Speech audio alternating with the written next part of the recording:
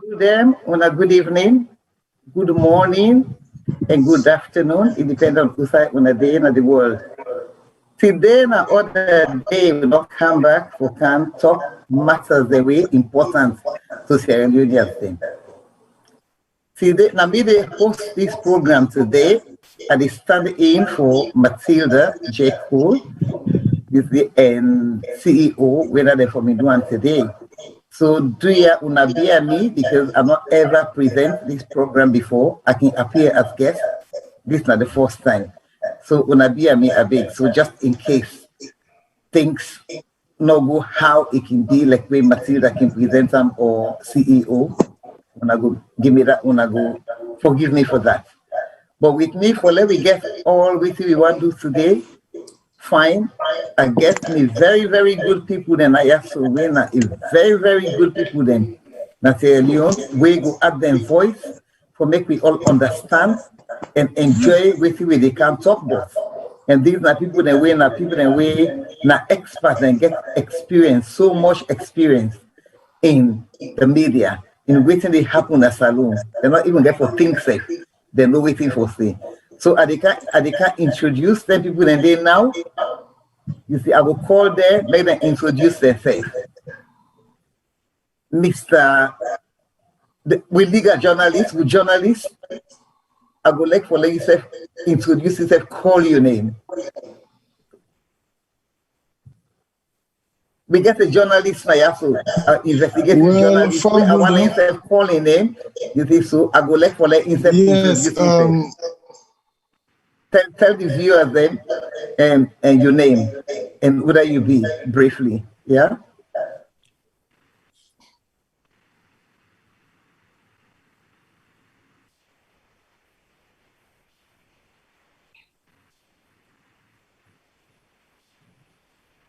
And but I think to say I'll call your name, Mr. Editayo Temple. Mr. Editayo Temple, you have to introduce yourself to the people then. Yes, thank you, Madam Kadi. Fambul Mina Editayo George Temple, proprietor Universal Times newspaper, and we Fambul can also call the investigative journalist. I greet you all well from Freetown, Sierra Leone, and yeah, I'm here with all the goodies in relation to waiting the happen at Sierra Leone now. I feel Siagre will answer questions then Wona go ask me, owing to the fact that I'm on the ground and yeah, I'm privy to most of the things that will happen at the country presently. So I greet you now well. The next person now we can introduce. Majority of Unanuam. Now we queen of VOSL, the queen of VOSL, Madam Fadima Savage. Madam Fadima Savage introduces herself here. Good evening, me people. Then good morning, wherever we're day. Mina Fadima. I'm the host of Social Media Review on VOS when they come on Sundays. So I know say Unadea back today. I come join Miss Matilda in crew because ain't no day, but Madam Kadisi down at the place and Mr. Tayo Taravi said get emergency. So they asked me for can join and no much by waiting they go on. So Madam Kadi is the host, like they say, you know, not the first time they host, so another we be here with time no get patience because this is not the voice of Salone, like we can always say, everybody voice matter. We all they learn together. We all they try for push Salone go before. So Maka pass back to Madam Kadi and then, you know, they go tell we, go lead we out for go, then we will continue the conversation. So again, Mina Fadima and thank you, and unakushe for there. Thank you, Fadima, thank you. Now the next person I want to introduce, now VOS, the legal expert, lawyer Mohammed Shilon. Mohammed Shilon, say hello to the people then. Thank you very much, Madam Kadi. Good evening, good afternoon, good morning, wherever you may be in the world. My name is Mohammed Shilon. As Ms. Kadi said, I don't know about the expert part, but I'm a lawyer in North Carolina. And so I'm a co-host on the sister channel of VOS. So I'm so happy to be here this evening for join Madam Kadi for do this presentation, and also to be with the rest of me other co-hosts them, and also the guests from Freetown. So thank you very much, everybody, for being here. Thank you too. It's a pleasure. Last but not least, the most popular man on social media, and that's Salone social media, where everybody know. You sleep says I call that name, they say yes, I can hear that name. No other person but Professor Mohammed Kutubu. Professor, you can introduce yourself? Good evening, good morning, everywhere on the day. We're ready for the today and to say, help with the car, help with Sister Matida Cole and Mr. Tarawali. One thing we're very nice about the US, that the flexibility with the ability for let people to move from one platform to the other. So my pleasure for come standing for them, two wonderful people they will not be today. And we're actually glad for getting that and see how you able to navigate you out of this today. So back to you, man. Thank you so much. Thank you very much. So now they can start, they can go to the program proper now. Before you start, Madam Kadi, before you start, somebody they say on the forum that the echo, you get so much echo from you. They say the presenter. He say if you can turn off your radio or something behind you, they give them feedback because then they talk of the echo on the. I don't have any. The pastor reduce my volume, but I don't get anything. Yeah, they say too much echo. Yeah. I don't know, Pastor reduce the volume, but I don't get nothing. I have to read it on. Try reducing the volume. Maybe that will work. Yes. I don't reduce the volume. Is that okay? Well, viewers, I mean, I don't know. Ask the people. People that they get feedback or it's too much echo. Let us know, please. The echo is still the echo. Yeah, Emmanuel Bangura. Yeah. Okay, go ahead. Yeah, tell me, it's still the echo or it's all right? Go ahead. I mean, if they will. Okay. Right. Okay. So now they can go to the program proper now. And I don't tell when I say I just did one like how Matilda they do one. Matilda an expert in the show now. So when I all go help me, so let me get what people want out of this program. Today we can talk about President Theo in the meeting where he go attend the United Nations, the 76th session of the United Nations General Assembly. So now that's what they can discuss today. We get other experts and here so we all can give you their own views then. Because now area where they all study very well. So we all they can learn from them. They know the area and they say fascinated also. So me say they can learn from them.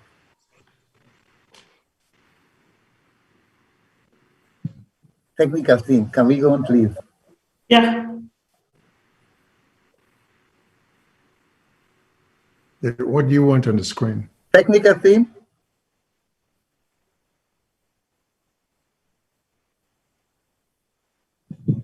Can you hear me? Yes, I can hear you. As for me, I can hear you from my side here. I can get you clearly. No, it's the technical team. Okay. The Assembly will hear an address by His Excellency Mr.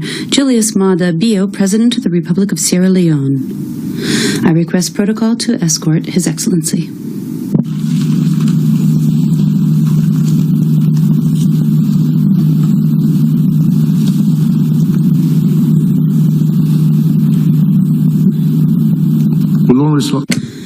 On behalf of the General Assembly, I have the honor to welcome to the United Nations His Excellency Julius Maada Bio, President of the Republic of Sierra Leone, and to invite him to address the Assembly. Mr. President, the Secretary General, Excellencies, distinguished ladies and gentlemen, I congratulate you, Mr. President, on assuming the responsibility of steering the work of the 76th session of the General Assembly. I assure you of Sierra Leone's fullest support during your tenure. I also commend your predecessor, His Excellency Volkan Boksier of the Republic of Turkey, for the effective and efficient conduct of the 75th session of the General Assembly. We deeply appreciate his efforts in galvanizing a multilateral approach to containing the COVID-19 pandemic and handling its multifaceted impact through several high-level meetings. I also congratulate the Secretary General, Mr. Antonio Guterres, on his reappointment. I assure him of Sierra Leone's continued support as he leads and coordinates the United Nations response to persistent global challenges. Sierra Leone associates with his call, among other equally important global matters, for prioritizing COVID-19 response, vaccine access, equity, tackling poverty and inequality, the impact of climate change, and promoting gender equality, human rights protection, and promotion. Mr. President, our collective aspiration as a safe, equitable, and prosperous future has been challenged over the last 2 years. As the world wrestles with the tragedy, trauma, and adverse impact of the COVID-19 pandemic, Sierra Leone appreciates all COVID-19 specific resolutions of the General Assembly and Security Council. Sierra Leone is also fully supportive of all policy initiatives that advance multilateral cooperation on fighting the pandemic and implementing measures to mitigate its long-term effects on lives and livelihoods. We believe that our collective commitment through multilateral partnerships will see our world through the throes of this pandemic, build resilience, and recover sustainably. The theme of this 76th session of the General Assembly, Building Resilience Through Hope, is therefore most appropriate and timely. The COVID-19 pandemic has disrupted lives and economies, constrained development due to repurposing of development finance and the withholding of private capital, escalated the threat of climate change, food insecurity, broadened the inequalities and justice, and increased fragilities. Nations risk not meeting the sustainable development goals and building resilience against future shocks. However, amidst premature pessimism that the familiar world order has unraveled, Sierra Leone sees the possibility for renewed optimism and new growth. As a nation, we are grateful to the United Nations, friendly nations, and multilateral institutions that have worked with us to navigate the stormy period since March 2020. Mr. President, in Sierra Leone, through our Quick Action Economic Response Program, we are building fiscal resilience by investing in agriculture, human capital development, and expanding productivity through economic diversification. But we believe our post-COVID recovery will be anchored in increased private sector investments, international trade, and development financing in growth sectors. In that regard, we have created a conducive business ecosystem, amicably resolved business disputes, ratified international trade and labor instruments, and continued to make progress on the fight against corruption because it is good for business and governance. Our structured health preparedness plan that has been implemented with close attention to science and data has helped save lives and protect livelihoods. Mindful of the need to save lives and preserve human dignity, Sierra Leone has been proactive in interrupting transmission chains, curtailing infection, minimizing death, and mitigating the effects of COVID-19 on our population.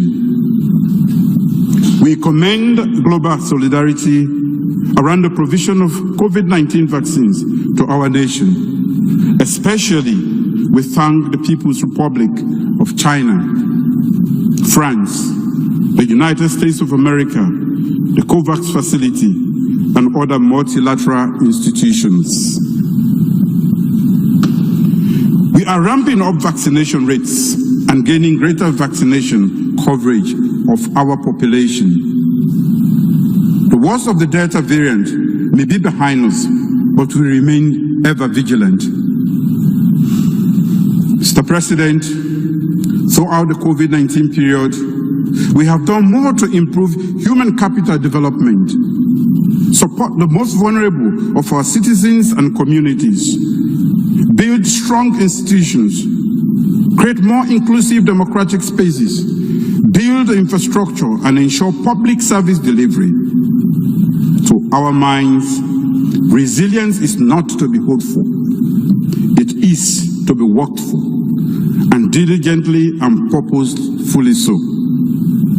We no longer wish to be perceived as a nation that is saddled with tragedies and failures of the past. We no longer wish to be seen and spoken about as a nation recovering from civil strife to Ebola and from bad governance and economic gridlock to food and climate insecurity. We are a nation striving ever harder to fulfill our enormous potential. Our peaceful democracy has matured. Predictable, regular, and peaceful elections are the norm. Civil society actors are partners at all levels of governance and public service delivery. We have established an independent National Commission for Peace and National Cohesion to foster social cohesion and further consolidate peace in the country. Mr. President, we continue to remove threats to democratic freedoms and human rights. We have repealed a half-a-century-old seditious libel law. No politician or rights activist is imprisoned for expressing his or her beliefs. No journalist is imprisoned for the practice of journalism in Sierra Leone. We have abolished the death penalty in our nation. Throughout the COVID period, we have promoted the rights to education through creative solutions, including nationwide distance learning and hybrid education technologies. We have added 800,000 more learners, increased domestic education financing to 22% of national budget, and learning has continued throughout the period of this pandemic. Our policy of radical inclusion grants tuition-free and safe access to quality education to all learners, including pregnant girls, parent learners, children from poor and rural areas, and children living with disabilities. Coupled with comprehensive school safety measures, a revamped curriculum, hybrid education technologies, credible transition examinations, school feeding, school health, and other forward-looking policies, we are making steady progress in Sierra Leone. We seek partnerships to further expand these investments in education, technical training, higher education, and entrepreneurship. Only then can our young persons seize the opportunity to expand the economy, innovate and take advantage of 4IR technologies, and create new possibilities for our nation. In fulfillment of the right to health, we simultaneously battled COVID-19 and other disease burdens such as malaria, HIV, TB, thanks to Global Fund. Gavi has supported the provision of more vaccines.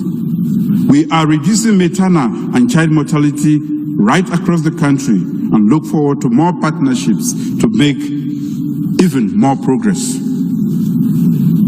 In respect of the right to work, we have regularly paid salaries throughout the COVID-19 period and provided support for vulnerable populations in Sierra Leone. There is greater internet penetration, and we are increasing energy access through the country through a mix of sources, including solar energy. Mr. President, Sierra Leone associates with international efforts to protect the rights of women, get more women workforce ready, expand access to resources, and promote gender empowerment and equity. Building resilience and inclusive post-COVID societies involves increasing access to justice in a safe and secure society. In Sierra Leone, we have expanded legal aid advice services to poor and underserved persons and established special courts to fast-track cases for sexual offenses, social security, corruption, and small claims, among others. Sierra Leone urges global solidarity on access to justice and remedies for survivors of sexual violence. This is building upon our domestic effort against sexual and gender-based violence. In that regard, I have directed the mission of Sierra Leone to the United Nations to sponsor a standalone resolution on this issue at the General Assembly. Let this be the year that the United Nations will give all survivors of sexual violence the remedy they deserve. We will continue to work closely with partners on cybersecurity, digital public good, and to curb irregular migration of persons. We have complemented international action with local initiatives and cooperation models. Mr. President, the threat of climate change, land degradation, erratic rainfall patterns, rising sea levels and temperatures loom large. These together threaten food and water security, fish resources, and energy access. Sierra Leone is committed to all global climate action commitments and looks forward to participating in the upcoming UN Climate Change Conference in Glasgow and in the 15th meeting of the Conference of Parties of the United Nations Convention on Biological Diversity. We are integrating climate-smart policies and projects into our development priorities. Last year, we established a statutory agency to enhance our capacity to deal with the full circle of disaster management. But as with other LDCs, the climate financing gap remains a key challenge to implementing our mitigation and adaptation measures. Accordingly, Sierra Leone joins other least developed countries in calling for a green climate fund to meet the $100 billion target to support the mitigation and adaptation plans of developing countries. Thus, we can create new green jobs, especially for the youth and women, create sustainable and inclusive communities, and build resilience against climate change shocks. Mr. President, in spite of this progress, our sub-region in Africa are confronted with peace deficit arising from violent extremism, piracy, and other forces of instability. The Continental African Union and sub-regional ECOWAS are fully engaged. We urge greater collaboration and closer partnerships by the United Nations with these bodies and governments to usher in a more peaceful sub-region. My country provides leadership to the group of 7+, G7+, conflict-affected and fragile countries. We reiterate the nexus between peace and development and reaffirm our joint call for global ceasefires and the pursuit of peace through national dialogue and reconciliation. Only then can our nations walk out of fragility into sustainable development. Why the COVID-19 pandemic is universal? It has disproportionately affected countries such as ours in the G7+ group. The world's poorest nations face the grim challenge of global economic downturns, reduction in foreign aid, and increase in trade deficits. Therefore, the success of global recovery efforts will depend on the recovery of these. We depend on the recovery of these countries in fragile situations. We have undertaken voluntary national reviews and peer reviews as self-assessment tools to take stock of the progress we have made and challenges with which we must contend. We believe that with ongoing reforms, we can transition from fragility to a sustainable and resilient future.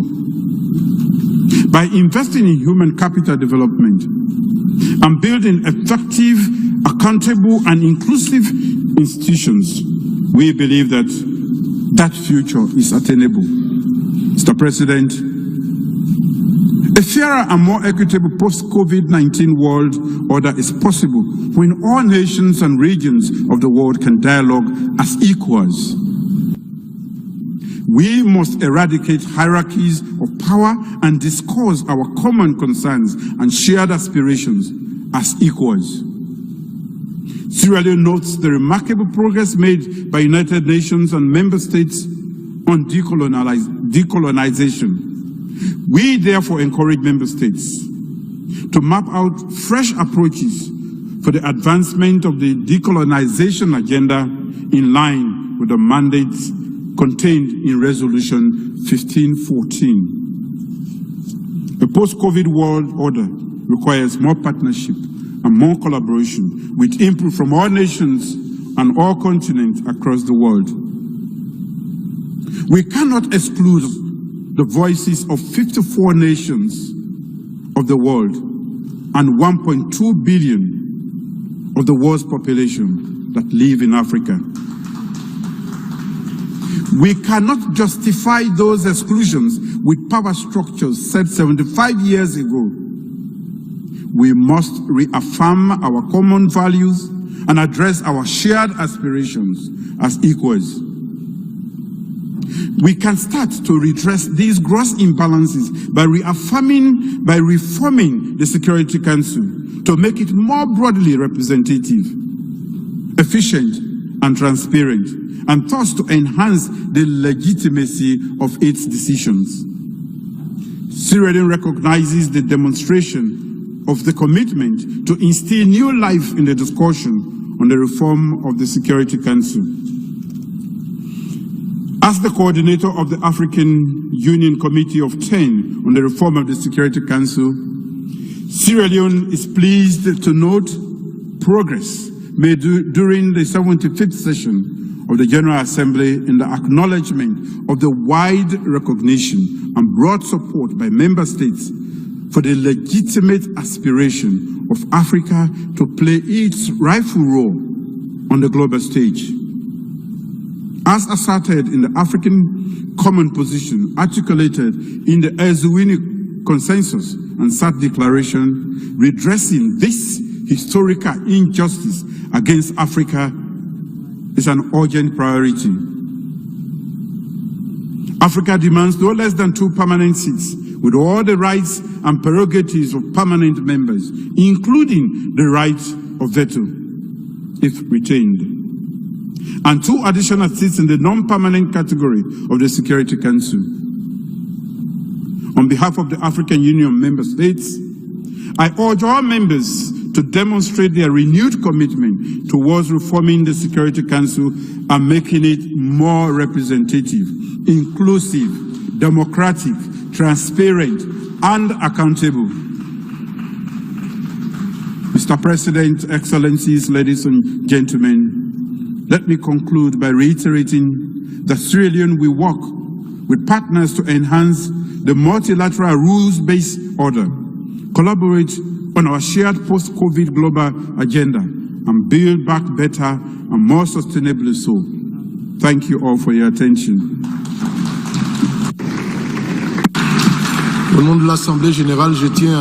On behalf of the General Assembly, I wish to thank the President of the Republic of Sierra Leone for the statement.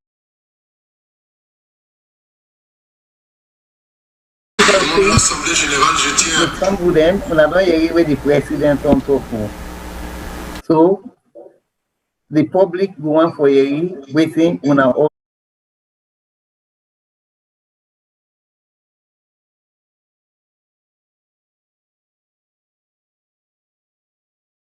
able to talk at one go. So I will ask Professor Kutubu if he can start, if he can able share take with the rest of the panelists. Thank you very much. Well, as a matter of fact, I mean, nobody offer as soon as it is done. So I make me own I reply to Ian by the President of Ghana. And we suddenly 1-0 now the ludicrous talk of Africa getting 2 seats that the Security Council of the United Nations. Now they give me 1-0. First of all, the emission totally impossible. It not going to happen because Africa not get what it takes for let them play league with the big guys. And the only big, in fact, the big guy, we don't even need all big guys anymore. Because since the collapse of the Iron Curtain, now one nation you get now, you don't get that bipolar, how do you call it, you don't get anymore. Meaning that not only the United Nations in general, but in particular the Security Council, now an extension of the State Department, US, that actually really big US foreign policy, meaning all the third world countries, or as a matter of fact, everybody when they come, listen to it, America they tell now how in the union matching orders. The law get that clear like that. Since October 24, 1949, where they, get that understanding, where they ratify that, now they may not divide that in there. Then get the 5 permanent members, China, Russia, then Soviet, Russia, England, France, and UK. So 5 that's it. But as time they go on, by God part, China and Soviet Union no good again as time they go. Now, yes, why it's totally impossible for let Africa get a seat at United Nations. For Mr. Bio need, unfortunately, if a minister not actually electoral, as to what it take for the United States let any treaty where they negotiate it be part of United States foreign policy. For that to happen, any treaty where the Security Council make, it first get a senatorial confirmation because the Senate of the United States under the constitutional agreement that him get for confirm any arrangement, any treaty where they make for let it become a law. So America looking at the third world country making a policy for them, for let that be a part of the foreign policy, no, that don't work. So waiting actually Mr. Bio, we are in the Catholic Salute Forum, it just kind of more, they say it's a said but almost intuitive like you tell anybody, this will never happen in anybody in life. No third world country, because for one thing, exponentially they're very corrupt. What they will do, they will sell their votes. When America get in a foreign policy, when they call vested interest, they get on it. More assume say you get this kind of thing between America and or what just happen between France and the United States. People that we converse to foreign policy, they see what happen between France and the United States. And what and the United States not even do France, now they go. Now they come back and raise the white flag. Now they surrender. United States don't even look there. Now they deploy the ambassador and they not bring them back.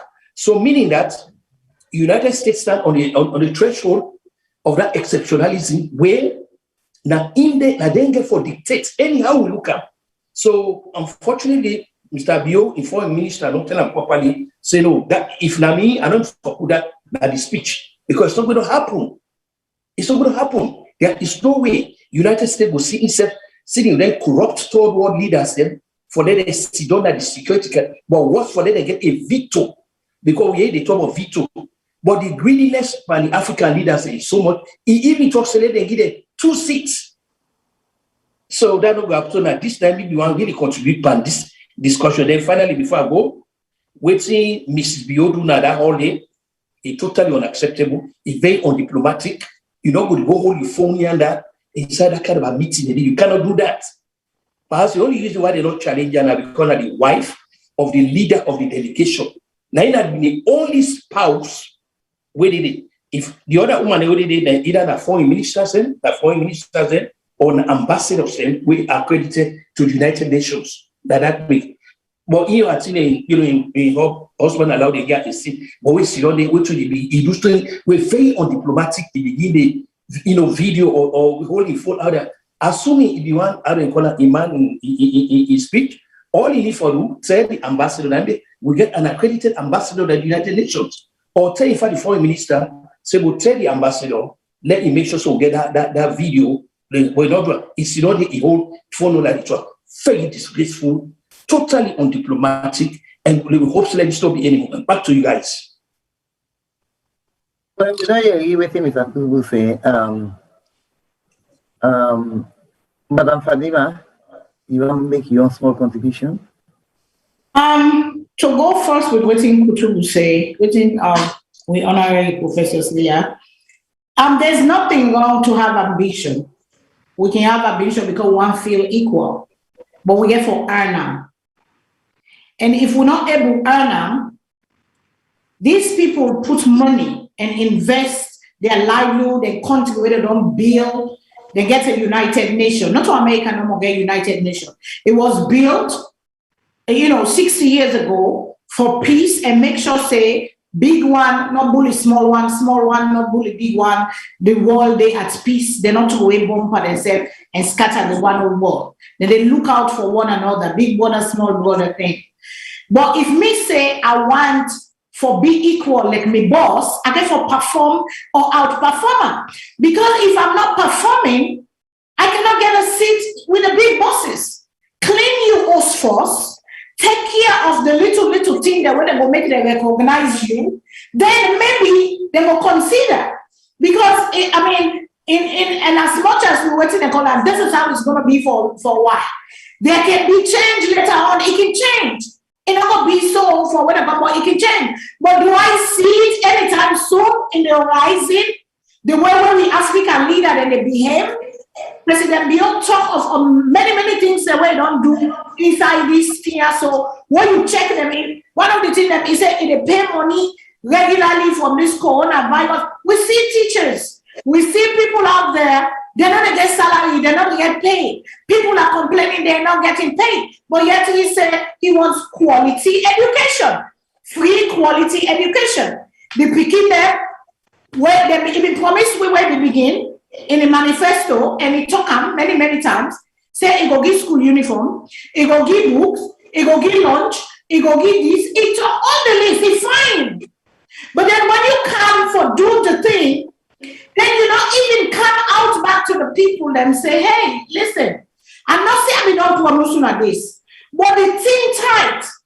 But yet we have a big government, he say he can cut down, he got for block them, all them, who side waste day.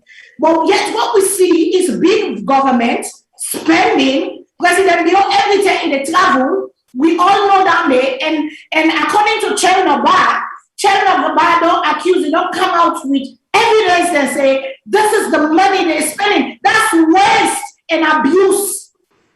Because if you want to get a thing, you got to clean your yard. And we have dirty force. We country broken force. We can't get bokuting them for clean force. We therefore get civil rights. People are therefore able to express themselves if they're not satisfied. Respectfully with the government, peacefully with the government, it is their right. Yes, they don't pull the libel law. Yes, they don't pull the death penalty. But it don't even look like it function, because we see people and they try for say and be satisfied. I want the government hearing from what is a demonstration? What are you to demonstrate for? I want the government hearing me own before I get with her. I want the government hearing me own problem while I get with her, me own dissatisfaction. So if you cannot hear me, I am not allowed to come out and say da da da da da da da da. But yet you want to go sit in the Security Council. Do you think they're going to take you serious? No, they're not. We see the president of Ghana, the president, with the vice president of the United States.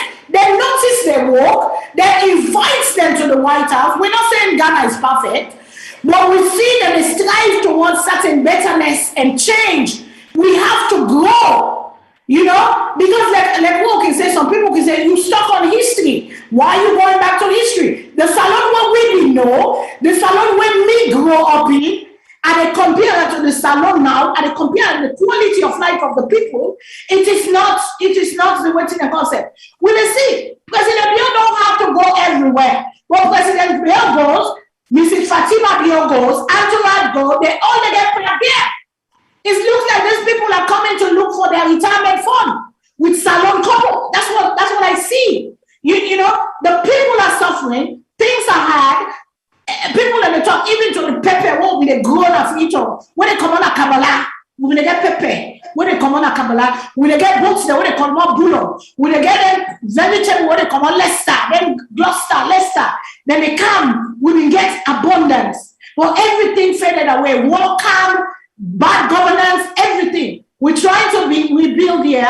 We get to cut down on waste. We get to cut down on big government. We're just giving people position because they are associates and family and friends. We're giving them position. Who are suffering? The poor people. The standard of life, the quality of life is, oh my God. I have never seen poverty like this in me years of Sierra Leone. Why don't live on this earth inside Sierra Leone? That was not the Sierra Leone I left when I left in 1985. Not to that Sierra Leone I left Mazalone. You know, so I give other people the chance first, I will come back to other things then.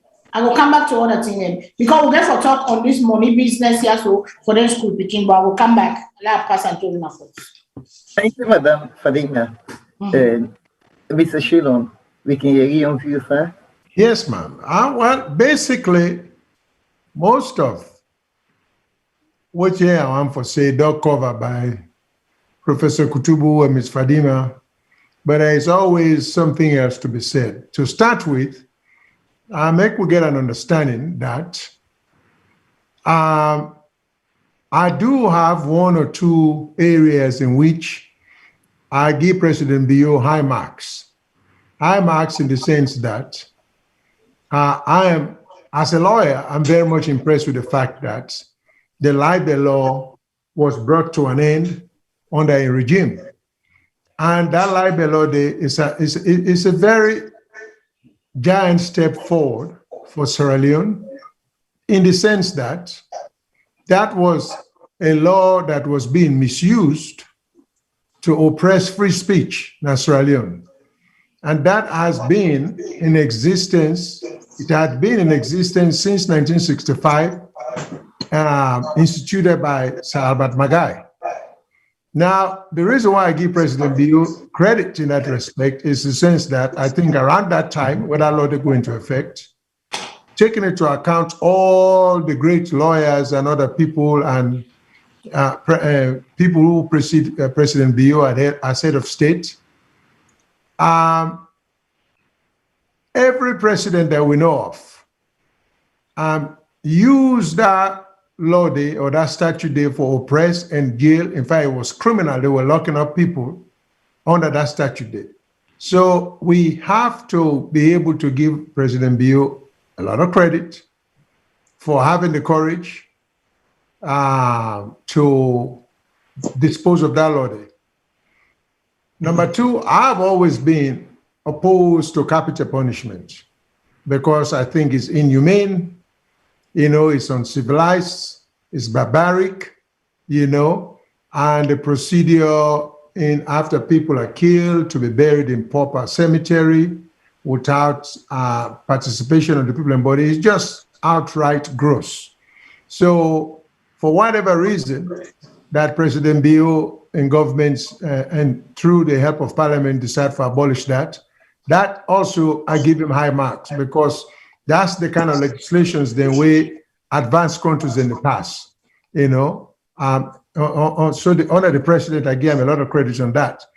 But other than that, I think President Bio still has not come to realize that the country needs all the economic growth it can get.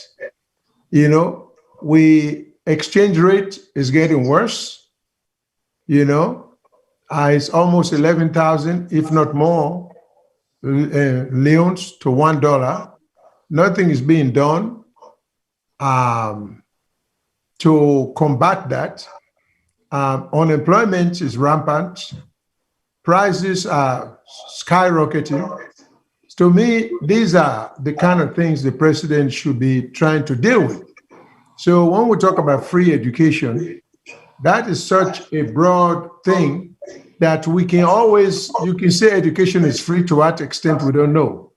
But my thing with the president is, my beef with the president, if we can take things step at a time. You talk about internet, you talk about right to work, but when you begin using the phrase in there about right to work, you better start trying to align yourself with international standard of workers. That is, we don't have minimum wage policy in Australia. You know, the average worker, I think, makes about $50 a month, a whole month.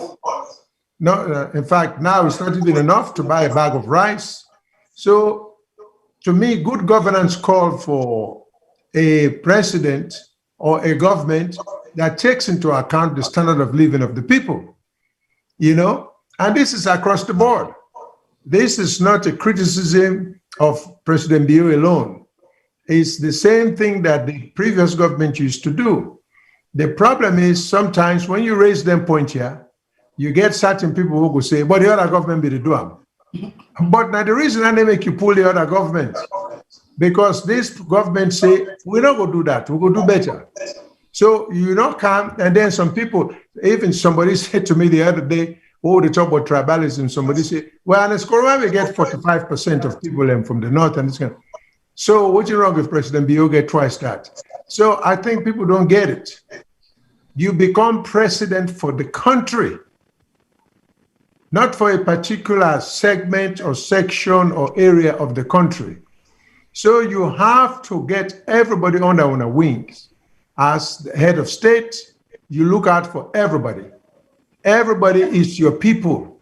It's not a way some people can say, hey, you're not helping people then. But who is the president's people? The president's people are we all.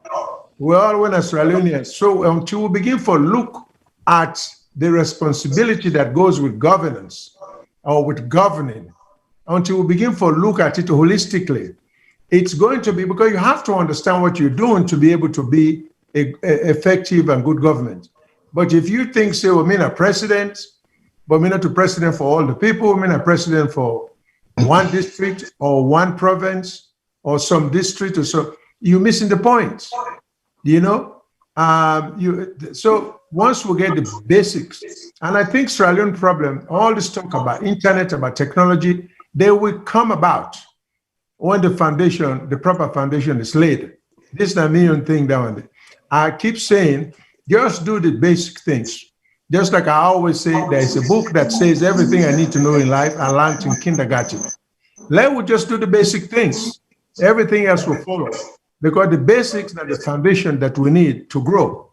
You know, but if we try for begin talk, all this big talk, and with respect to the seats in the in the Security Council, well, I don't want to think President Bio didn't know that that's just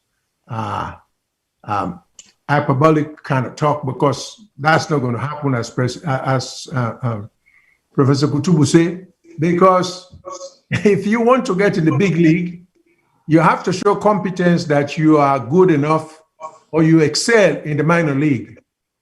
But you can't be talking about, I compare Australia or Africa trying to get a permanent seat in the Security Council to that of a guy who plays in the elementary school soccer team, and he thinks he's so good, he say he want to play for the country.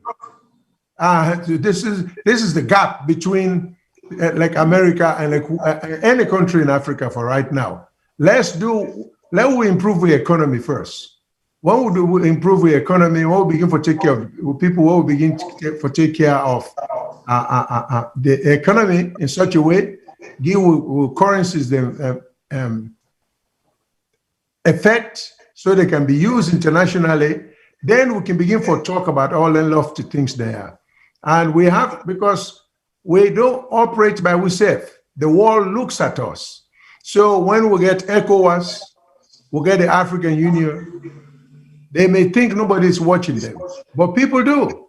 That's the reason why, even as we speak, we find some of the action and the reaction of some of the African leaders here asking the new leader in Guinea for return power because it violates what they have done, then violates the charter of ECOWAS. But these same leaders, when Alpha Conde decide for scrap the constitution and extend it to third term, which definitely will have led to lifetime, they didn't say anything. When Museveni has been in power 30 years after he overthrew Idi Amin, and they get the audacity for even make the man chairman, to me, a shamelessness nowadays. Because this guy should be shamed. People like Museveni should not be even given. So it's an insult to the intelligence of the rest of Africans. And the audacity for African leaders then for go to this new leader in Guinea and say, oh, we'll not support this kind of thing. We'll go take, we'll go penalize you now for what you're gonna do. And we are joking, we're not serious. Because if we're serious, there should be, you have to do with cause and effect. There will never be any coup. In fact, coup, they put a country backwards. So anybody who understands anything about governance, you don't go even in court, you don't want coup to take place. You don't want it because it's not a good thing. But to prevent it, you got to do right. If you we'll get a rule of engagement, that rule of engagement in the constitution. If it says 2 terms, 2 terms. Don't start twisting around and trying to encourage other people and we don't know any better for encourage you. And so people in the talk say make a be a 3rd term, you're asking for trouble. Because the only way you go extend that 3rd term day, now for become repressive, oppressive, dictatorial, you know, and then the next thing you know, you lost control of your country. So that said, I think President Bio, he's done some good things as president. You know, I give high marks on the capital punishment abolition and then on the libel law. I mean, those are real giant steps. I think he will go down in history as having done something in predecessors they never did, never thought of doing, in fact, misuse. So you got to give credit where credit is due. I think he deserves high mark. In fact, he may even be in a league of his own because we don't know of any other previous president who has had the courage or the conviction of abolishing such major oppressive laws. So that said, make a stop at this point. I will talk some more on other matters. Mr. Shilon, over to you, Editor. Thank you very much, Madam Kadi Johnson Cole, for the opportunity where you give me for make I join this VOS program online today. And in relation to all waiting the various speakers and don't say, I just want for take a little bit of a page of wording Barrister Shilon just say before I go move on to another topic where na my own bite inside the President's bill in statement at the 76th UN summit. In relation to waiting, Barrister Shilon just talk about him appreciating and to a large extent wanting to applaud President's bill for repealing the seditious libel law, which is part 5 of the 1965 Public Order Act. I'm happy that me with the talk so now a practicing journalist with long-standing experience and in lieu of the aforementioned. But what I want to say is, let's say, he who feels it knows it, yeah? And then, so what thing they observe this SLPP-led administration they do, when they piss me off more than any other kind of thing, with all due respect to the government or the governance structure we get in the country. Now, the significant amount of deception where this particular government they trade on, where they give negative picture to some people that will not even know the crux of the matter, and just they give surface what should I say, impression on the premise of hogwash approach to issues, and then they tend for gain praises and accolades because of that. What do I mean by this? Let me come first to the deception in the area of the repeal of the 1965 Public Order Act, right? As a practicing journalist myself, I was very happy initially when the Part 5 of the 1965 Public Order Act was repealed, that which is the seditious libel law. More especially when in 2009, they had one organization where they call the Journalists for Attitudinal and Behavioral Change.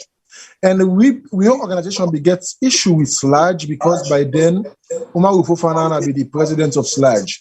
Umaru Fofana, among in team, began for come up with a position for say, then go give the Eastwhile administration media blackout, and also the office of the vice president, where they get for beat some journalism at the vice president's office in 2009. So because of that, they be said and they walk towards the repeal of the 1965 Public Order Act.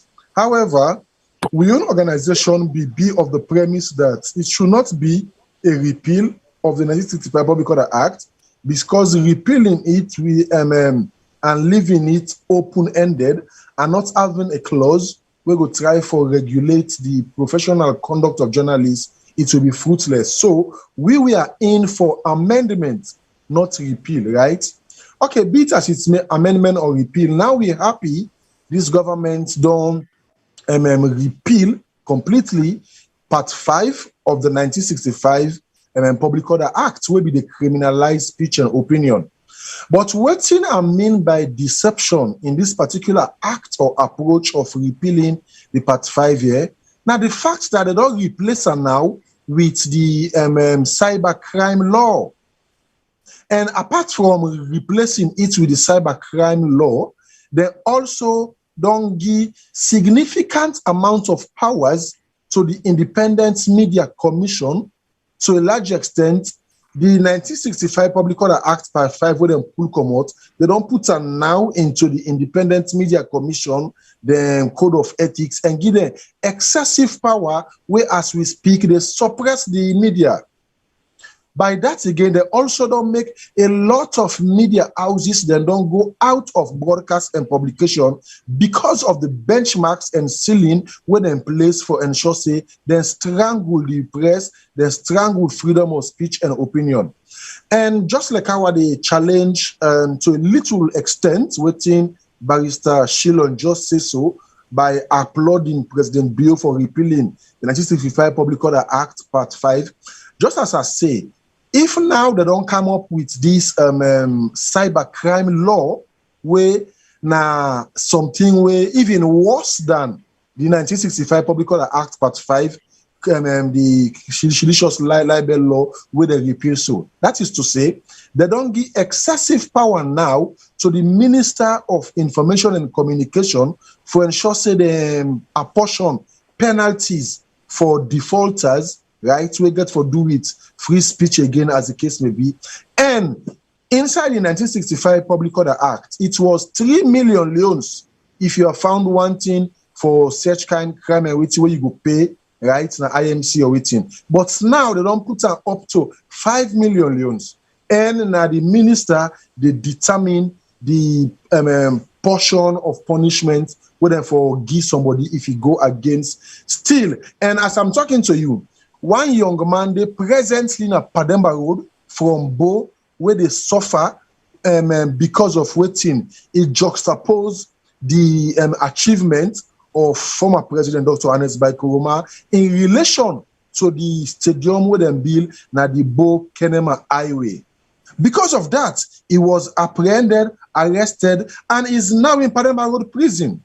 Another young man again will come out na Kenema Day and condemn President Bio and the First Lady because of the way and manner in which they behave. This young man, who was also a strong member of the SLPP, was apprehended and now is languishing in Panama Road prison. So what are we talking about? Repealing the Part 5 with one hand and using the other hand to suppress people again and free people. So to me, I see it as ridiculous, to say the least. And also again, make I just left this clause where I don't have to analyze, so I'm not going to say, as a journalist, we are not comfortable even repealing the Part 5, then bringing the cybercrime law where they affect people. In as much as me no say, they want to use that cybercrime law there on the premise of witch hunting. What do I mean by this? Could you imagine, I even don't listen to the government on one or two occasions in television encounters on media analysis and audios them as well. How on earth we go down get the enactment of the cybercrime law? Then you get members of the SLPP within the bloggers wing and the publicity wing, the likes of one what they call General Kaloko, the other one and call her Memuna Rappel, and even Mustafa Bai Attila. Then they attack people them, use malicious and seditious libel statements them, but just because they are their blue-eye boys and girls, they are let go. Quite recently, could you imagine General Kaloko go on here with him right up and waiting, say, former President Koroma, then they plan war for coming to this country. They don't go train rebel them like Guinea for bringing them Kansai, and also again, Leather Boots and others, they don't train them like Guinea for me they can bring war. So what am I trying to say? If the cybercrime law, where they don't enact for all water, if I begin to take effect in that, because this is all about cybercrime reckless statements. But just because these statements are being made by their own bloggers, their blue-eye boys and girls, they are let go. So what am I trying to say? How can we have a government operating with two phases? It is not done.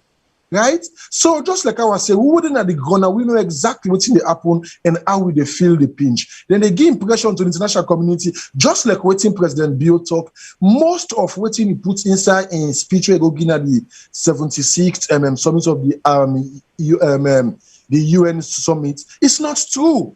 It's not true at all. Not to talk about the improvement of the internet facility where it talk about so. Especially the one the way they use the mobile companies for ethical standards sake. I'm not going to call the mobile company names, but the fact remains, the 3 or 4 mobile companies them who gets in this country are not doing us or neither not helping the telecommunication in internet facility service in this country at all. Yeah. And so if they say we don't improve on internet, ICT communication and what have you, these are all, what should I say, euphemistic untrue statements, because the Christian of for tell big man say they lie. But all of what he says in his statement are untrue. Now, make I just come to one particular side before the end may own take and allow other people to forget their own contribution as well. As a journalist, an investigative journalist, we don't monitor the implementation of the free quality education, quote and unquote quality, of which there is no quality in it. Okay, the free education. How on earth President Bio in his statement na Bintumani conference, right, where we get the Africa Young Voices AYV presidential debate. In that particular statement, President Bio stated categorically clear that pupils are being dropped out of school because of lack of uniforms, because of lack of bags, and also lack of tuition fee and feeding, among others. And all waiting are also tuition fee, uniform, bags, and feeding are in the SLPP 2017 and 2018 manifesto campaign promises. But as we speak, only the tuition fee has been implemented as part of the free education package. So what a deception. Now, they tell people that in the United Nations say in government, they give bags or uniform or whatever as the case may be. It is not visible. It is not practical. It is not applicable. So much of what President Bio say in his speech is not in tandem with the reality on the ground. And now, if you're talking about parent burden in sending their children to school, one or two of the other issues that they face present now, the fact that parents that only complain, say, school authorities, they ask for money, extort money from them because of admission fee and all of this other thing, right? I don't charge the Anti-Corruption Commission for say, why is it that Anti-Corruption Commission, they go after teachers them, arrest them on the Scorpion sting operation approach because of waiting examination malpractices, which is very, very good because you want quality education. But if we get school authorities right now where they extort money from parents them, 500,000, 1 million and above for sick admission, and apart from that, again, the Anti-Corruption Commission seems for do anything in that light for send plainclothes officers them na there registration all them day for able to get the fact say yes, people then they pay money for admits and picking them. We're not supposed to be the kind of free education where they enjoy under, apart from the service charges them where the school then get. So all of this put into context, it seems as if much of what the president talked at the UN summit is not reflective of the reality on the ground. And if the government, they pay 75,000 leons for school fee, okay, good, well and good for tuition, but that parents get the responsibility for so uniform for him picking, get the responsibility for buy bag, get the responsibility for buy vest, for buy socks, for buy shoe, and also provide lunch and transportation for in Pekin is far, far way outweigh the 75,000 tuition fee where the government they pay. And it is ridiculous because it's meant for the government say the free quality education may be that the flagship project. Why is this that the resources where they come out from the consolidated fund where they go into the coffers day and international donor support again, not they be used for ensure say then give part of the package where they put in the manifesto that's being uniform or bags and sufficient food as the case may be, so that we go to say yes, we are enjoying free quality education here. So in my estimation, it seems as if the government has to do more. So make a rest me case for now and allow others them for contribute. But my own bone of contention is it seems as if there is a lot of deception in the administrative pattern of this current administration. Yeah. Madam Kadi, if I can add to it, Mr. Temple. Yeah, sure. Anyway, I can add to it because I experienced that in Freetown, right, just recently with the quality education when they talk. Yes, it say the number increase begin they want go school. But then once they begin for go school, they go register, they drop out because they have to buy uniforms, like you say, and then other hidden figure. When you go to their school and it happened to me, you know, why quite recently, there was a little girl. My sister meet them somewhere, whatever. I say, why are you not going to school? And as a matter of fact, it was 2 of them in Alunge. He said, then granny not able to buy uniform, not able to buy book, not able to buy that. I had 2 of my friends where my sister talked to. Once they talk to this, talk to this. They sent, it was $50 each. They sent. Each person sent $50. They go sew uniform. They go sew buy, you know, they have a book, buy 1 shoes, buy, you know, 2 uniforms, so something, and so the people go school. Because a lot of those things, because if you therefore spend 500,000 for buy school supply for primary school, because you got dynamic secondary, because you get them book the way you get for buy. Or how many comrades go able to afford this? They cannot afford it. Yeah. They're not able to afford that. That's why I say the poverty level of Sierra Leone, not so we've been there. The middle class don't vanish. Nothing is there no more. And this government, I mean, you know, like when they say, then if you say you're not like them, no. But you see them, they flaunting wealth, they flaunting all this lavish lifestyle. And then it's like, to me, our science, it's like they don't care about the people. It's just like, then disregarding the feelings of the people. When they go get a few people, then give them a small thing, then put on a TV for make it look good. But the majority of the people are suffering. They don't have the program, they don't get, and so they begin in the drop school. They get for give lunch money, they get for give this, the teacher then gets their own. They said, because they know they pay them, then they demand from the school picking them. And the Conga then they go fend, some Conga go sell in last slapper in Alpha Fana markets where they get for making picking, one and picking come up at that life where in the palais go able go school. And this is the reality, just like Mr. Temple said, the reality on the ground, not much, which waiting President Bill tell the world. It is not much at all, not much. Because, you know, in not much, you get for do more, you get for do better. Because the people are suffering. And the people, the livelihood of the people, the basic necessities of life, it's a struggle daily for them to get up. Everything is going up. Yes, everything is going up in the world because of pandemic. Prices are high. But guess what? They have jobs. Other side them. The governments, they subsidize. This. We see with government, they give corona money, they go buy vehicle there. You know, instead of put her into the medical system for backup, because they talk of sustainable medical thing, the way they do and change is something. You talk about the medical, is saving lives and all that kind of thing. For a fuel not day, na cottage hospital, a child, a mother has to cry for him picking because somebody that they put in charge, somebody decided for puts the money or look the other way, look at it like that. Picking a life not valuable, now they don't picking no more. Somebody made that decision that they don't get gas when they get for do surgery, when they get for do. People are dying, premature death, people are dying. But you talk about the medical system, we see, and I mean, we come on now. You know, we're not. I'm the person Madam Kadi. But this is reality. We get for OPVI, we get for C, and we get for column like it is. President Bill need for do more, he need for do better, he need for step up, he need for take, you know, he need for step up. He get 2 more years. He can change something then. They say when I get called then. He can change some things then. He can do that. Thank you, Madam Fadima. Anyone else on the panel we want for adding voice to within Madam Fadima and Temple at the tired don't say.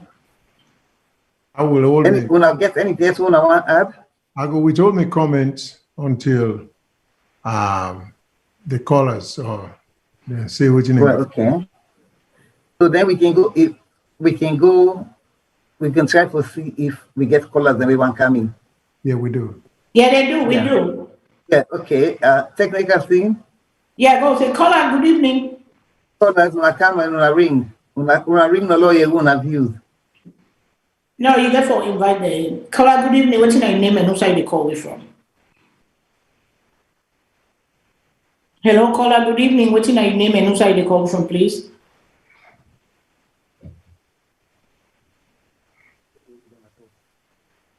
Hello, caller. Good evening. Okay, what's going on here? Okay, if anyone want to come in, when I can come in and say, when I make a contribution. Mr. Shilon, you want to come in? Or yeah. I just get a few comments with respect to within we honorable journalists say. I agree with them in all respect, because the whole essence of, again, I can say, sometimes these guys, and then the misfortune and the Israelis, they suffer from. We now get people that we're serious. And I use the simple word serious for one government. Then see government as a means to an end. Mr. Shilon, 1 minute, sir. 1 minute, sir. Yes. You go on down, let me get chance to 2 callers then, or? Now I can withhold my thoughts, let talk to the callers then. Yeah, fine. So don't forget to mark and what you want to say. Yes, so caller, good evening. What you want to say?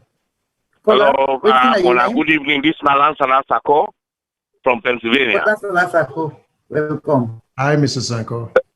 Thank you. Hello, how are you, everybody? I want to address the issue with able and wonderful journalist, Mr. Temple. But in addressing that, I want to be very honest with Mr. Temple. I think Mr. Temple he come out to me as very biased in his submission, and that does not mean that in some of the things the way he said wrong, especially when it comes to the 1965 Part 5 Sedition Libel Law, and you compare them, say because the president repealed that one day or take them out, but he replaced them with the cyber law, as if not something very dangerous way the president do, and he do it willfully for let it turning the journalists or other people them find another way for muscle journalists. I think that was very unfair of you for make you do that, because you did at the first Western world or somewhere else, and you're highly, very articulated. You're very articulate and a very brilliant man for make you see the importance of libel law. I mean, for make you see the importance of a cyber law. Now, even in the United States of America and England, all the Western countries, they have cyber laws.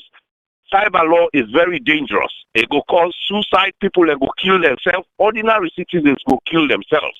We have a case in Trenton, in Princeton University, where somebody, a gay guy, killed himself because somebody used the media for publish this post as in a gay.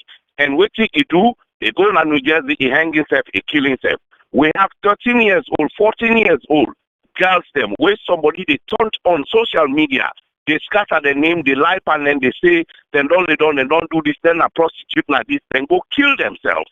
So cyberbullying there. And for let you say this, to me, it appears as if the president not even supposed for let them put cyber law in place, just because they don't say, or you disagree, say, or you define the way for make the president look like, say, he not do anything beneficial in changing that law. He may not be perfect in that way, but this cyber law is in place. How many people don't die in Sierra Leone using cyber? Look, we let Fatima who come, we blame by Chroma for where people and go die na Bo or any other place, suicide not in territory. The other opposition go let for do that. But then if we put a law for let it stop that one day, we can again and we turn time for that one day again and tell us again by Chroma don't muscle people again, you don't violate other people again, you don't become a dictator again.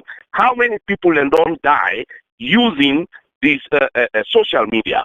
Now we just say Tombo, put local, and many other places like McKinney, the 7 youths that way die. We go like for call my mother in name because na in government. And if by Chroma says we go call by Chroma in name because na in government. But sometimes it's very, very unfair for law we minimize something as very powerful and necessary in a country just because we want to score political points or the waiting with the practice because we feel say we not get latitude. I think that was very disingenuous, my dear brother. Not to say that what you they say in other areas are not true, but I disagree with you 1000% with the libel law. Every civilized nation has a libel law. If you go just now inside cinema hall, you have a fire. People they run and die. Now waiting on one day. Now that's a dictatorship. If they hold you, they put you in a jail and lock you up for which say you don't commit, you don't make people and don't die inside a place. No. So I disagree with you, my dear brother. That's my submission. Hold on here. You'll get for response to them. Let me just give this second caller in your chance for 71. Okay. Yeah. Okay. So, caller, what's your name? How are you guys? How are you doing? Pretty good, pretty good. This is Abdul, they call from Australia. What's your name? Abdul. Abdul from Australia. Abdul call from Australia. Yeah. Abdul from Australia. Abdul, go on, let me listen to this you get for telling me. Okay, thank you. Thank you so much. Me, I congratulate this my with President Marabio. The level at which you don't put that country there, I really congratulate according to your speech. For say you don't develop the health system in that country there, the educational system, all those things, good those to him. It look like say white man get for good send them picking and a salute for Kulan. We get for good receive them now. That man, it too lie. People in the dying at that government hospital. Even me, so my cousin recently he go die there. Now because they hit him, then get and go to hospital. They know they even look him because you don't get money. Look, the people that already struggle for their own picking. For girl can go to school. It's a free quality education. And again, mind for going up na the world, he begin to talk about it. With all what they go on in that country, the people in the suffer, in get bold mind. You know, see, na in country, the self, so the Chinese in character. Because people they know exactly what they go on. Then they go China, they lie. The nation not get for forgive that man. If you do good thing, inshallah, God go pay him that good thing. And if you do bad again, you get for reflector. Now you get the power. Make good talk whatever he wants. Not to then kind talk there and say me one can include. I swear to God. Just because it come, it hurt me. So now I make a call and talk a little bit. The main purpose for call, Miss Farima, you remember 2 weeks ago, or that was last week or 2 weeks, we did talk about developments in that country, how the diaspora then get for come together and develop that country.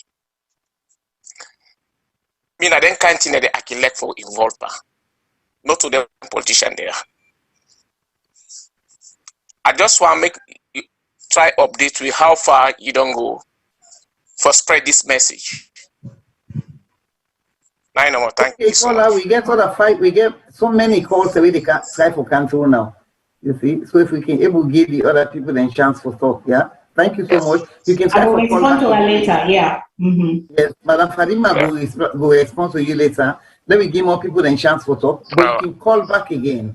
Yeah, caller. Thank you. Yes. Thank you. Caller number 3. Yes. Who the next caller? What's your name? Hello, caller. Hi, this is not Anonymous. Good evening to you all. Good evening. Good evening. It's Anonymous. Anonymous caller. You are welcome. You all look good. Me or input that the president nor really they do well in me on estimation. When they talk about the free quality education, of course it's free for him and his household, because at the end of the day, then they get the free money from the government, and if they pick in and they get quality education, and then get free transportation and all that. So in family and the parliamentarians, where they in support of Young Revolution, they are all benefiting from this free quality education, because they can actually afford to send those kids to good private schools and all. But the poor Sierra Leoneans, they suffer. The poor Mami them, then they suffer.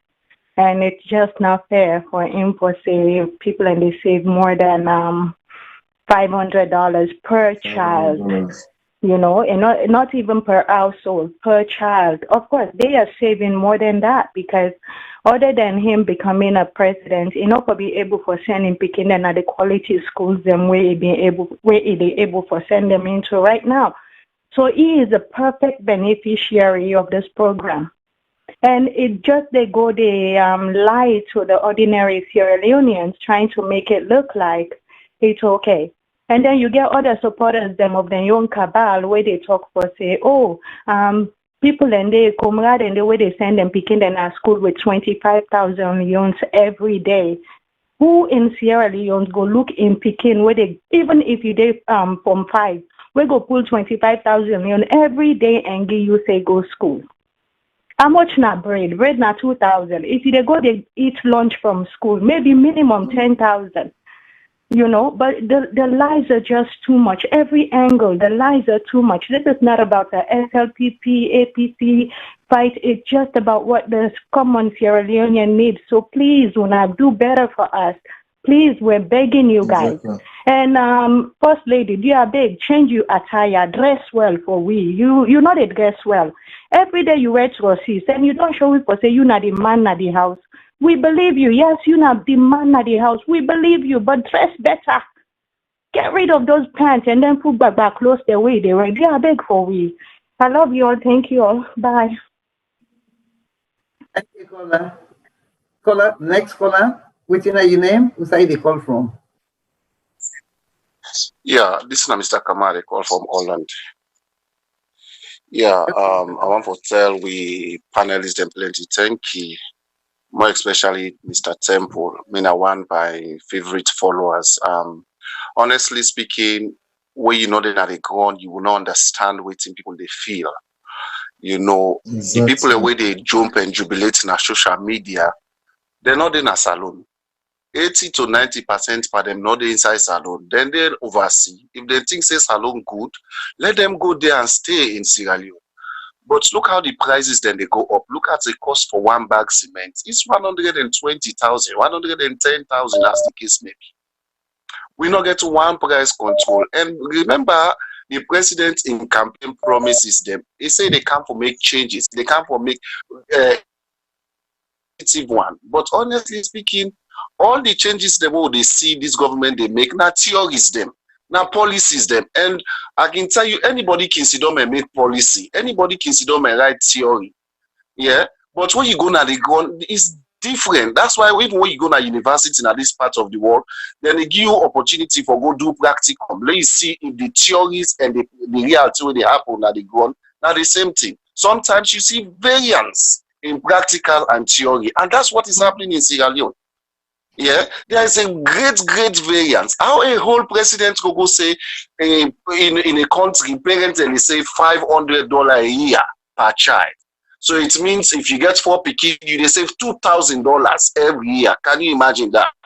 Then calculate that one day to the amount of money they would not save in the country. But people they go to bed hungry, price they go up, price go up, transports they go up. Really pathetic. But everything when they talk about human capital development, it's all on papers. It's just on theories. In practical, it's not happening. I get a lot of friends within a university on a Salone day. If they tell you what they go on at the university, you go bet your finger. We claim they say we get quality education, we get free education. Oh my goodness. You know, sometimes if we're not honest to ourselves, God will be accountable. People are not afraid to say the whole country, not afraid to say somebody they above the country as well. So if they talk safe on social media or they talk on international media, then be honest to ourselves. People they die every day in Sierra Leone. Look at the rate of malaria they keep picking them. Then we sit down on media where they say, oh, Salone they go be true, Salone they this, Salone they that. You know, let God help you all, and let God continue to make changes in the country for a better Sierra Leone. God bless all, man. Thank you, caller. The next caller, listen to your name, who's the call from? Let me wait now, make we give people the panelists and chance to respond to waiting some of the people they don't say. Now let me start with Mr. Shillon because Mr. Shillon been there for say something before we start taking the call. Mr. Shillon, you go and finish it even they say, and then yes, if you get it you want to add to within the callers and say, then that's fine. Yeah, correct. I basically was just in agreement with Mr. Temple to the extent that he say the law, the cyber law, in technical terms, or maybe in practical terms, they'll replace the seditious, the libel law that was abolished. I was speaking strictly in terms of the abolition of it. But now, the libel law, the cyber law, where they implement or where they pass, a lot of us were opposed to it in this sense, that it was not well discussed with the general body of people abroad and back home to make we understand what in Sierra Leone's perception is a cyber law, because cyber law is very wide. It's very involved. Yeah, exactly. It's mostly electronically involved type of crimes. You know, now I'm not saying there is no cyber law crimes taking place in Sierra Leone, but I don't know whether such a law was a priority at the time they passed and the urgency. What I didn't like about the cyber law itself was because I think when we began the Minister of Information.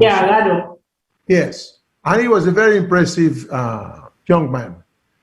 In fact, in my personal assessment, so far, only two ministers I give high marks in the government of President Bio, that Minister of Information there, and the Minister of Lands. The rest, I mean, I don't know. But, and the reason why I give them high marks is the fact that, I agree with them or not, they will come on social media and talk. They will meet with people. They will discuss issues. They are not hiding behind the power of the offices, you know, because if you are educated and you know what you're doing, you shouldn't feel restrained for confront the press and be open to questioning. But the cyber law, to me, if they use them as a retaliatory means for go after journalists, well, that's putting the country backward. This is the thing about legislations. We for pass laws that are progressive. Exactly. That, you know, laws that are good for the people, for the country. So if you implement as in practical terms all the bad application of the libel laws by the cyber laws, that's terrible. I don't think they should be doing that.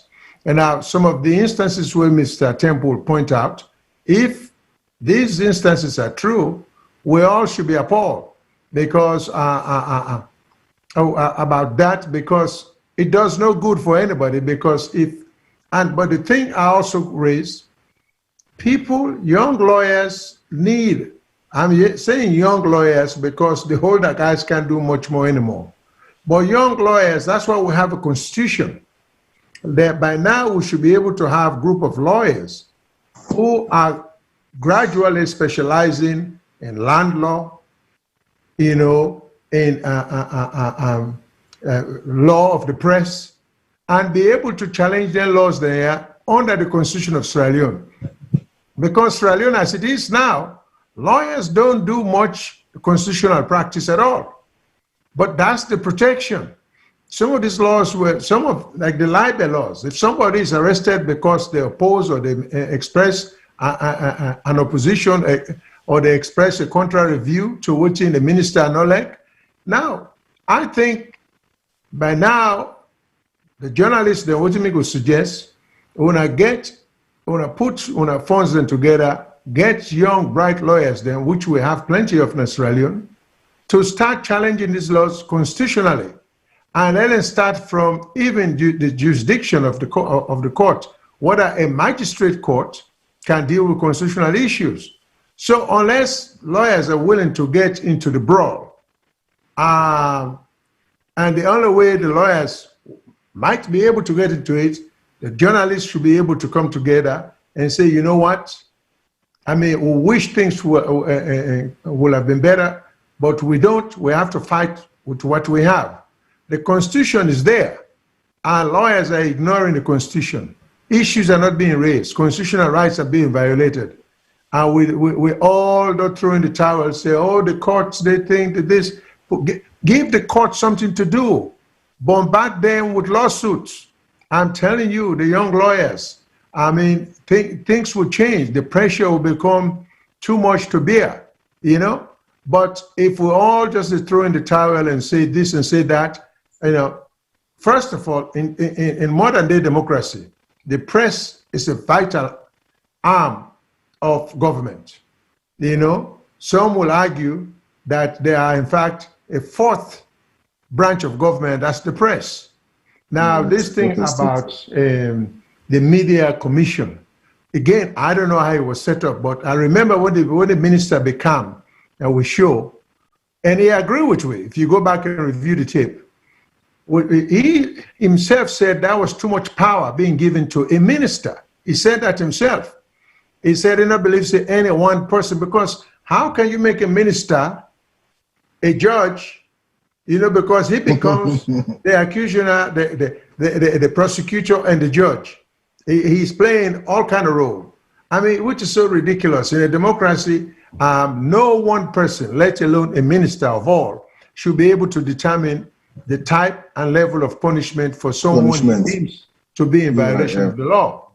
But that said, what do? Challenge the law. Take it to court.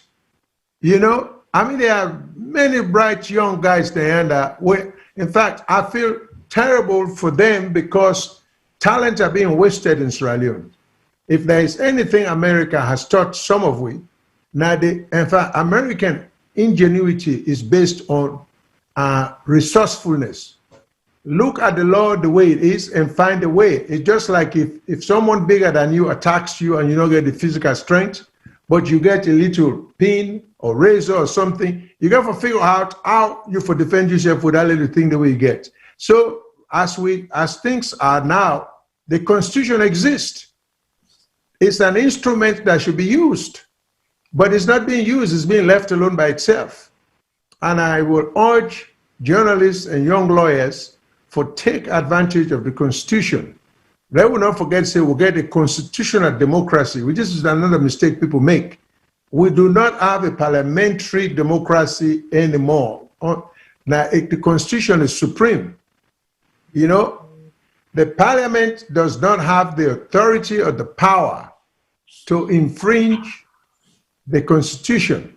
Parliament, if they make laws where abridge the Constitution, it can be challenged. The court can make decision and overrule Parliament, and then that law becomes the law, not what Parliament said. That law can be nullified. We need to understand that difference there. Not to the old time mode and say Parliament is supreme. No, the Constitution is supreme. So if young lawyers then, and if the journalists then will be tactical in their approach and their way of fighting, I think improvement will come in a way from unintended areas that we don't even know we can get good results from, because they are courageous judges. We recently see where a judge cites and the director and the Ministry of Lands and sent a warrant of arrest for let them arrest them because he not comply with I think a court order to come to court. Order, you're right. But this is not common. But you see, when a judge they do it encourages another judge to take to do it. But the judge didn't do it on its own. It's because some lawyer had the courage to take the matter to court, because judge can't bring the matter to court. Now somebody gave to bring the matter before him.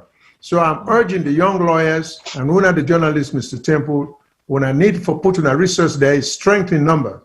So when I put in a resources, if not and dues or something, or when I go to pay, get a retained set of counsel, we're going to develop expertise in this kind of law. Things will be better for everybody. Mr. Yeah, you know, waiting Mr. Editor Temple get to say, because it will get to respond to Lasana Sako. We making point directly to Thank you very much, Madam Kadi. And also, I want to tell Mr. Lansana Sako, thank you for a point where he raised. And there is no hard feelings in relation to what he say about me submission. But make I just try for make them very simple in the simplest terms, so Mr. Sanko will be able to understand what I mean, yeah? Mr. Sanko, I am not against the enactment of a cybercrime law, because just like how you say, it in other countries them, right? And also again, I'm not against the government per se in wanting to bring up issues them, right? We're going to make this country go before. My problem, like how I explained to you now, on the premise of selective justice, now they talk about. And also again, mind you, you say cybercrime laws them day in America, Canada or England and other countries, and which is true, yeah? But the clause them, or the clauses that we go inside the cybercrime law in America, it go varies from that of England and Canada as the case may be. So also Sierra Leone, yeah? But the issue when we get with we own Sierra Leone context of the cybercrime law, I think say Barrister Shillon reason with me and he listen carefully what you have to say, then he take a lead from what I say. And also again, one lady we called just now again, instead of trying to talk about the issue of some Sierra Leoneans them being comfortable with what they happen, even though it is wrong, just because of political affiliations or what have you, as the case may be. Okay, make an answer, Mr. Lansana, again. Mr. Lansana, my issue I say is this here. I say the current cybercrime law where they pass, where they use technically for replace the 1965 Public Order Act, Part 5, where they repeal. Now, on the premise of the selective justice under which then they use for implementing presently, I make reference to you say, one Sierra Leonean, where they reside in the southern province, go na the Bo Kenema Highway Stadium, built by the past administration, and juxtapose them to the current administration, then failure for do such a kind of thing, and try for praise the past president and waiting. He was arrested, as I'm talking to you, he's in Pademba Road prison, right?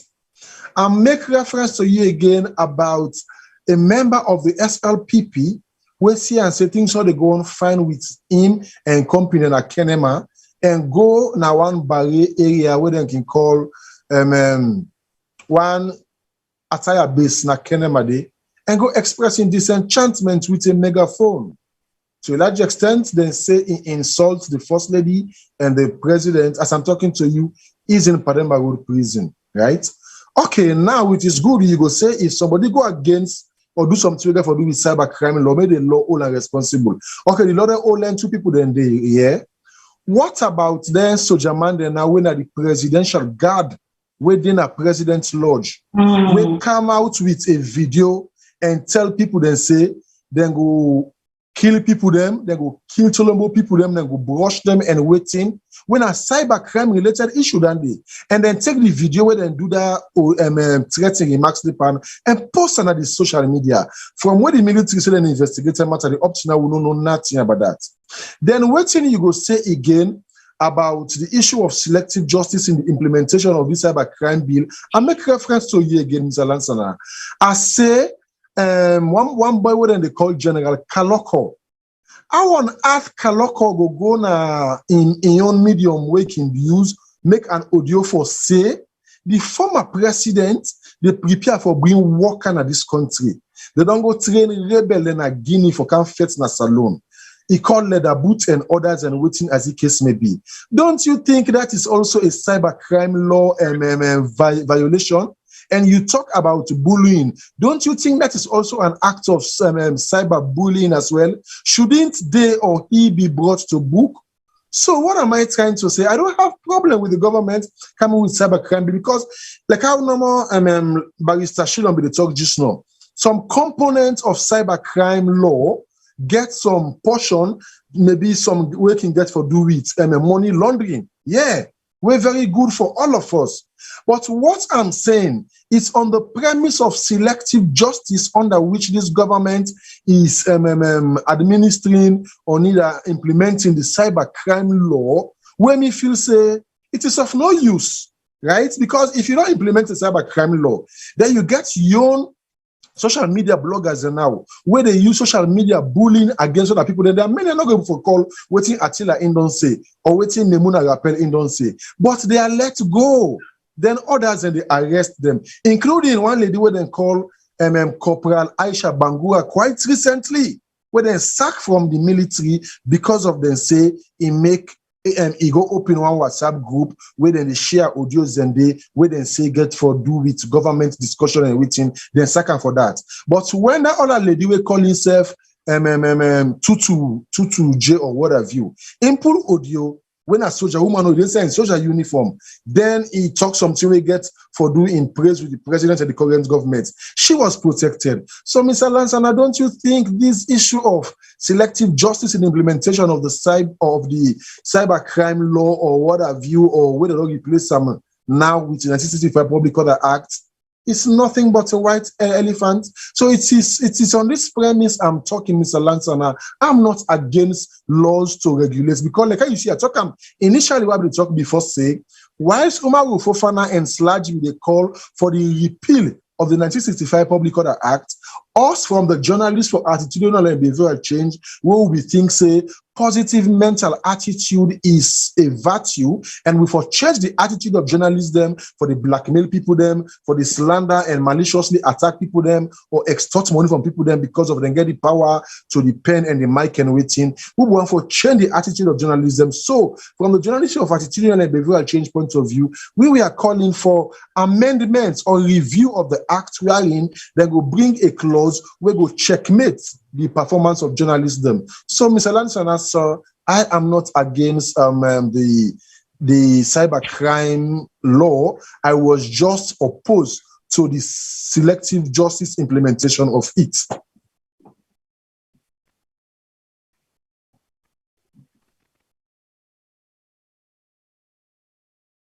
Right, Ms. Kadi? I think you're talking mute. We can't hear you. If any of you want to add to waiting the callers, then don't say. Yeah, I just want to respond to we brought on Australia. We say thank you development, because we all want development. And I know say a couple of weeks ago we made a talk on a call from Freetown where they talk about how they build building them because people then come together. And I was motivated and I say, we can do this. We can do this, Sierra Leoneans. We can do this. We can waiting and call and make up. So we decide, we work on them. We not get to 100% the nitty gritty stuff yet, but we work on them. We make them like a project from VOS with a social media team. Which is me and Professor Kutubu and lawyer Shilon, Mr. Shilon. So we come together and try to see how we will put her in place, because it is a very, very difficult team for do. But we get for fan the logistics, fan how for go about doing it. For let we go see how it will go out. We therefore fan expert them. We try for we reach out to a financial person. We don't get back with me yet. We try to see how we will work on, because what I mean the talk was we needed to build. We can build a medical center. We can build a center. We can build a hospital in Freedom. Other nations are doing it. Sierra Leoneans can come together. And one thing where I say, because long time ago, when the company they be there na Sierra Leone, when the companies that we be there, the oil, tobacco, the this, the that, all them big companies, them Agenet, PZ, Kingsway Chemist, they had shares where the people and they work with them, then they make them buy shares. And my grandfather bought shares, and he will to me mama likes now me mama and they collect the shares. My stepdaddy, who they work for Lloyd's of London, he was a marine engineer. In shares we buy from the company, guess what? Me mama, so I say we can do them, because sometimes Sierra Leoneans don't want to give them money. It is difficult for bring people together. So but if we come with that initiative, say, let us buy shares into the business. Because it is a business, everybody can forget profit. But we go get a diagnostic center, because the government say it won't do them. But the government say they don't get 3 million, whatever million, where they don't get it from the anti-corruption. And then somebody else, they match them or what. But us Sierra Leoneans, because our people are dying. And I know say one young boy, we put Daniel graduates FBC. He graduates, before he graduated, he was diagnosed with cancer. There's nothing there for saving life. Yes, people die. But like I make the audio and say, in these parts of the world, they say we did everything we could. At least we have a 50-50 chance of life. But over yonder, they don't get no chance. So that was the motivation when a caller made, say, why don't we in the diaspora, us in the diaspora, and even people on the ground in Sierra Leone, we can come together, we can build this hospital, we buy shares. If you put whatever the amount of money you put, that's the amount of shares. It's a technical thing. It's going to take a little bit. It might seem like, kind of easy, because I was so excited and I was so motivated with that. So that then they make, but when they work on them, it's a team now. It's from the VOS social media team now who will lead that day, and we try to bring people then together on board who all go waiting and call. But as soon as we get something, we will come back to Una. So thank you again, my brother from Australia. Is it Alusino? I forget your name. I think whatever. But yeah. So go ahead, Mr. Ting. So that was what he was talking about. So I just want to get that. Thank you, Madam Farima. Yes. You get anything you want to add? You get anything you want to add? Me? Kutubu. Professor Kutubu. Yeah. You get anything you want to add? Kutubu. Oh yes. Mm-hmm. Yeah, good. The collective tragedy. So, short time so that we go check on the other callers then.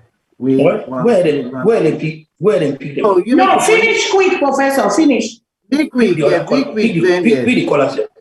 No, go ahead, sir. So you can finish. Because you go forget. No, I don't forget. Pick the callers. I don't forget. Okay. Caller, if you did waiting your name, who say they call from?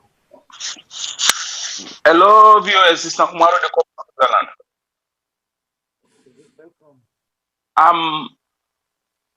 Let I make something clear. Just like within that man the talk about the cyber law. The cyber law, necessary because even me a victim, somebody don't call me na phone, don't cost me my man a phone. And if it happen at least I'll get side for reports or na Salone out for reporter. We know for what this cyber law when we come to only government and politicians. Now we want the cyber law to we self how it will benefit we. What are the benefits we get? The law not for only government officials that may come. It is for everybody. But the way it go now, it looks like a law for at least a target opposition, target people when they talk about government. So they make the cyber law unnecessary. Then we talk something again, Mr. The panelists and they talk about this BO statement. You see, now BO don't go at the international world. It portrays Salone the wrong way. We all know what in the go on. Things that go up not to by 50, not to by 20, by 100% in that country. Things that they go up by 100%. But this now we don't know. We want to see civil societies and they come up, but at least they go against what BO don't talk, or at least try to defend the people and your interests. Not rather than we see politicians. We don't want to see politicians because they will take as a politics statement. But when we see civil society, then they come together and they condemn this statement where BO go make. Unnecessary. We all know what they go on. No, forget about what's in the import. No, we talk about first now the local product where it go up by 100%. For instance, Sansan don't go up almost by 100%. That one with the bills na Salone, no. That now local product, go for pay custom. Then let I forget about now come for the most important way me na more interesting to me for now. What Mrs. Fadima talk about this investment. We left all these things we feel in our government. Maybe they like we because we feel saying that them for do everything in that country. So then make them they go na international world, they lie because the Sierra Leoneans' expectation for the government is high. So when the government sometimes they never do something, then they go out for lie at least for satisfy the Sierra Leoneans. We don't understand, we don't know what they go on. So now we want to see Sierra Leoneans and they come together. It happens all over Africa. That money where you put in a bank, you keep in a bank, you just sit on a bank, it never multiply for you. But this housing problem where they get in Sierra Leone, if we get Sierra Leoneans where they come together, try for address them. We get 1,000, 1,000, 1,000, 1,000, we reach 10,000. Salone is very expensive, but it's also cheap for invest. 10,000 don't do at least will build. If now my 91 or my Sheka, it will build a 2-room and parlor. You don't solve one family in problem. In as much as you not go get a lot of income, but the income where they can small for a lifetime. Once the Sierra Leoneans they come together, not only for come together talk about politics and social media, but now we try for at least put yourself together. We go to develop that country. It happen all over. You know, even in Europe, it happen. Not honor the people. The company we work with, the construction company we work with. Now we three with the boss. Now we work. Three, a very good construction company. Only 3 people. You know, so you don't need. Let make something again quick. To what Mr. Kutubu talk, but sorry, Mr. Shilon talk about the parliament. Mr. Shilon, explain to we much again about the parliament, because he said then tell we say the parliament any to wait and say. Nobody no go be challenge at the court, you know. And what they say na final, they're not going to challenge. So tell me again more about the parliament. Try for educate you again. Thank you very much. All right. Thank you, caller. Thank you so much. Any more calls? Any caller, Dede? Okay. Well, now let me come back to the panelists then. Anybody gets anything we don't want to add again to? Yeah, I want to talk on the climate change, because we talk of the climate change, the projects, the way they do, the disaster management, but we see Black Johnson. And as much as in Black Johnson, we don't see long time ago, they say when I get equal and then I just finish quick. Long time ago, long time ago, they don't can do a survey, they don't can do, you know, studies on that area, and they don't say not a good place for do what thing they do so today. But we see the president, they don't sign with the Chinese them with the Black Johnson.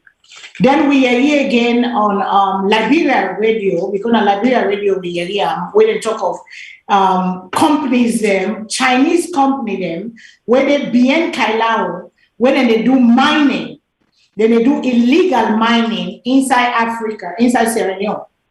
But these are all environmental stuff. People, then they go, then they dig, then they cut down trees. We see the lumber thing, we see then they destroy. Then they destroy the environment, destroy the country, then they exploit.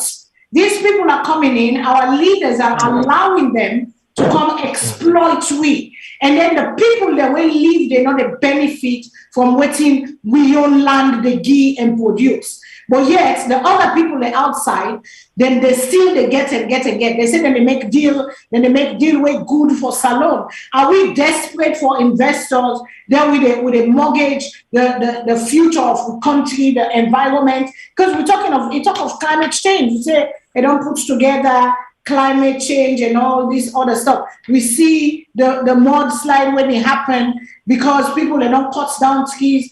There's no regulation, building codes not there. Who side for bill? Who side not for bill? Who side the tick them there? Because long term, when you look up like FBC and that, when you look up then side and you see the green, you look with mountain there, but now you see the host and they take up yonder. Everybody they sell land. We're not supposed to sell land. The one that when they inside the government, they give to people. Them people are just doing. Then they talk of laws. Laws are in the books, but we not sabi follow law. That is the thing. We go follow law now with Islam country where we day. But when we go to our own country, we not sabi follow law.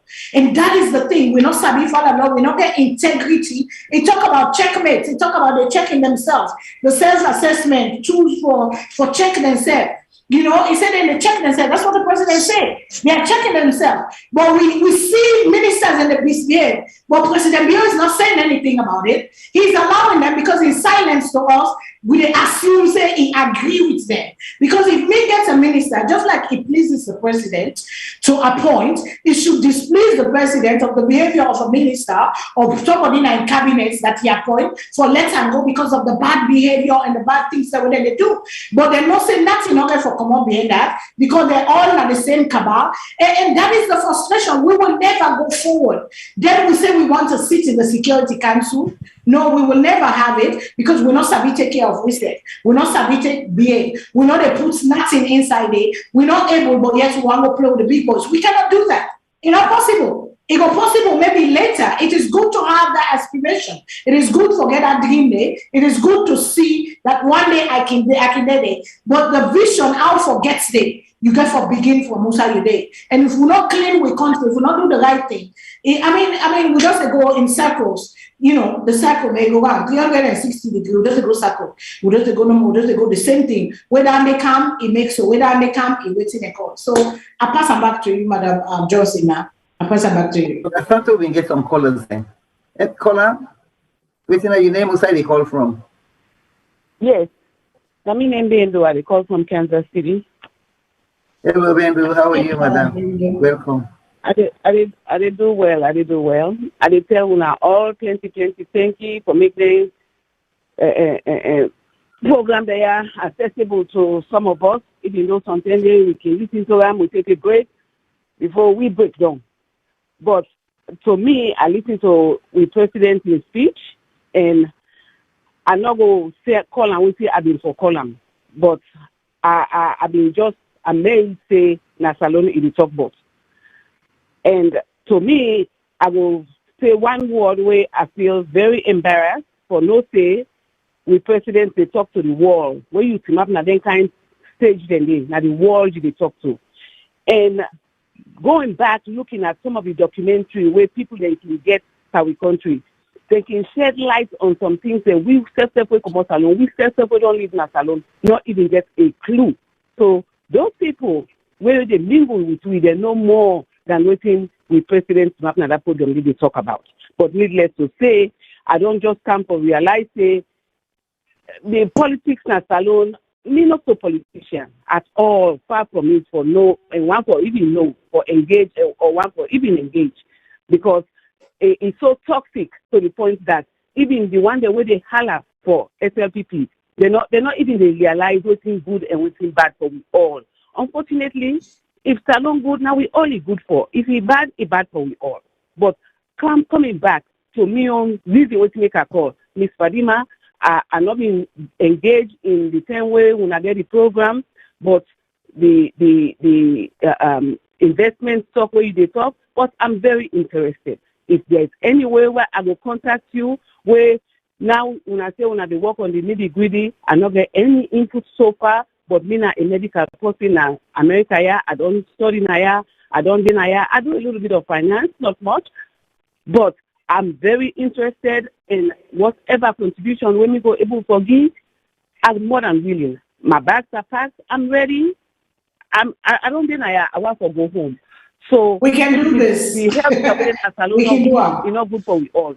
So yes, now that's me. I interested, and when I get me email. No, we all sit down and put it together because SLPP, APC, NGC, PPP, and double P, no, they do any good. Thank you.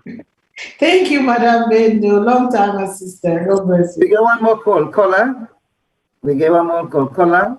Who say they call from? What's your name? Hello, caller. What's your name? Who say they call from? Hello. Yeah. I'm for there. They call from London. Yes, caller, you get 3 minutes. Yeah?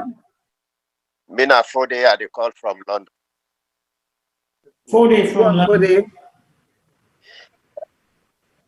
Yeah. I think we as Sierra Leoneans, we're not honest to ourselves. We're not honest to ourselves in the sense that 60 years of independence, what you would achieve. 60 years of independence. Who Sierra Leonean millionaire way would get Nasalo the most of? Who's benefit who don't benefit from resources then? The president they talk of, he don't address the health issues, internet issues. Now cottage we the say people and they die we light no the basic goals they know the for treat women the way they born. Water no the for them. You understand? And we always they celebrate lie there. Past government, present government, we always they celebrate the failures of them government there. We know they think about how would they progress the country for being one of the developed countries in that world. You see, we now foreigners and they benefit from that country there. No Sierra Leone not the way they benefit. We were there at the diaspora, you go there for go do anything, then they sabotage you. Then they undermine you. From your family to the government, then see you as an enemy, an outsiders. You see? So, for now, if we're not honest to ourselves, that country, they not go ever progress. They not go ever progress. Because we dishonest to ourselves. You see? Look, Nigeria. You get Nigerians, they're wealthy, Dangote. Now Nigerian, not a foreigner. Now they fix Nigerian problem so now. Who Sierra Leone will go call say na indo toxic na Sierra Leone. Leaders then they come, then they connive with foreigners them, Lebanese, Europeans them, for go milk country, milk resources them. We not get good schools, go na their schools them. See the poor conditions of the schools them, see the poor conditions of the health service. How long will they pandang inside the 21st century? When? You get 30 seconds left, caller. You get 30 seconds left. So, now my own contribution. Oh, thank you. When we did think about development and progress, we get for be honest to ourselves. Thank you very much for giving me the time and space. Thank you, sir. We get any more caller? Any more calls? Any more calls? Okay, let me come back to the panel. Anybody want to say anything? Yes, hello. Yes. Hello, this is Lance and Asako again. I've been listening and Mr. Temple addressed the issues that were raised. So I call in again for just try for add me on 2 cents inside it.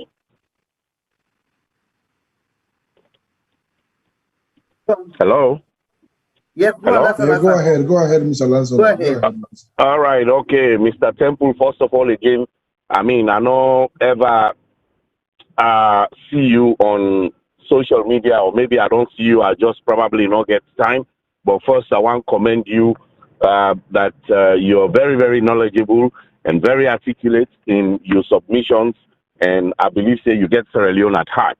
So I want play you feel, play you know, say, this platform, now for make we share ideas and let people and get different perspectives about things the way they go on our country. So then some go take action and try for see how then go participate and do something.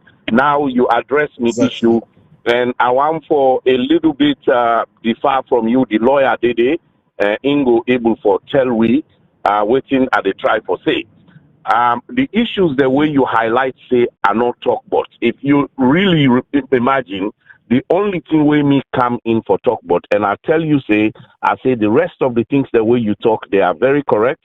The issue where me highlight now the cyber law where you say they replace as if it's a punitive measure that the government of Madabio take for make it able for muscle free speech.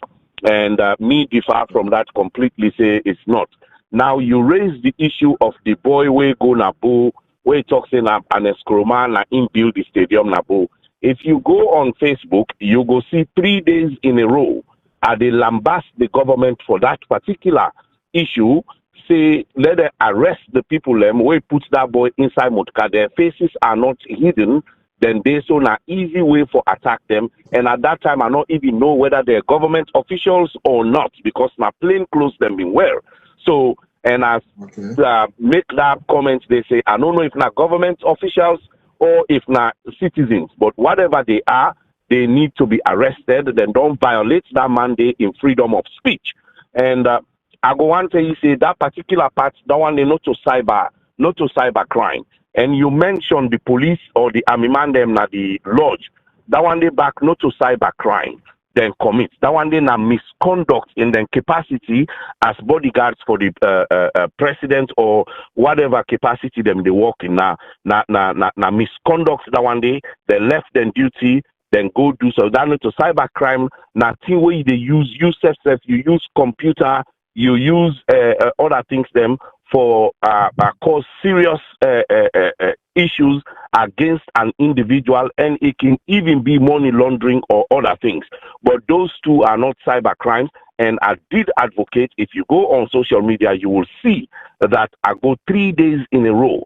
They hit the government. I even call Nabo, let them show me who na this boy are in family, because Nabo are born, na they are grow up. I try for get a way how. Now from you now, I don't can know, and thank you very much for where you make and know say this man the Pademba Road.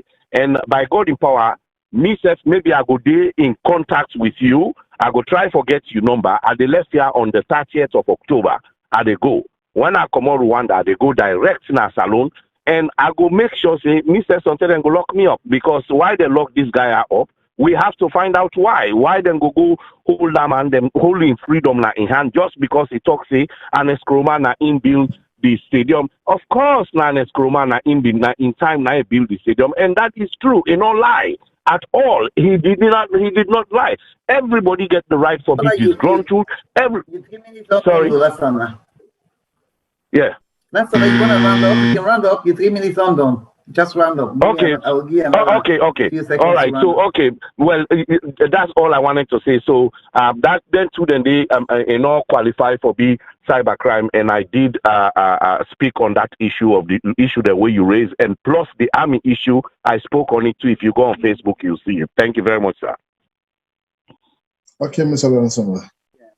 You want to say anything, Mr. Temple? Mr. Temple, you want to briefly say anything? Yes, what I go and say, because I know I'll go back and forth with this issue. Why me feel say that soldier the issue then a cyber crime related? Because we are talking about cyber, which has to do with the use of the internet, be it WhatsApp or Facebook or whatever, but has to do with electronics publication or electronics so something. This now, then soldier man and then a president's lodge, in as much as not professional misconduct, but it was done through filming. Now they self-film that thing they saw with their phone and post them at the social media. So if now they film themselves, then post on the social media, one, it is professional misconduct from the military code of ethics point of view. And secondly, now a cyber, because what you make for when they don't film themselves, when they use threatening remarks, then send on the social media. And again, what I want to say, I want to add to waiting Madam Fatima Savage talk about the issue of global warming and the president in speech at the UN summit. Why I will also say here again that President Bio and in government not really serious about fighting global warming in this country on the premise of deforestation is this year. Some 2-3 months ago, I be the champion one cause from the National Protected Area Authority point of view. And the National Protected Area Authority, now the institution established through an act of parliament in 2012 for protect the environment so that people do not go deforestate the environment leading to global warming. Okay, the executive director of the National Protected Area Authority, who is Mr. Ranto Musa, I investigate some issues that we get for do with deforestation na Toke. And Toke na one of we forest reserve areas them where the European Union don't spend money for let the government preserve. But the head of the National Protected Area Authority, what they call NPAA, Mr. Ranto Musa, decide for allow some Chinese man them, then go do mining that Toke area day. Then deforestate a large portion of the Toke area where the mining company, they call them Hontai Mining Company, a Chinese company. When they deforestate that area, the forest guards them where they work for the National Protected Area Authority, then go there and go arrest the Chinese man there. So, be it as it may, the Chinese man then pay over 240 to 50 million loans to the National Area Protected Area Authority for waiting reforestation. After they don't deforestate the place, then pay 240 million and above for them go plant trees in the back, we go reforestate the area.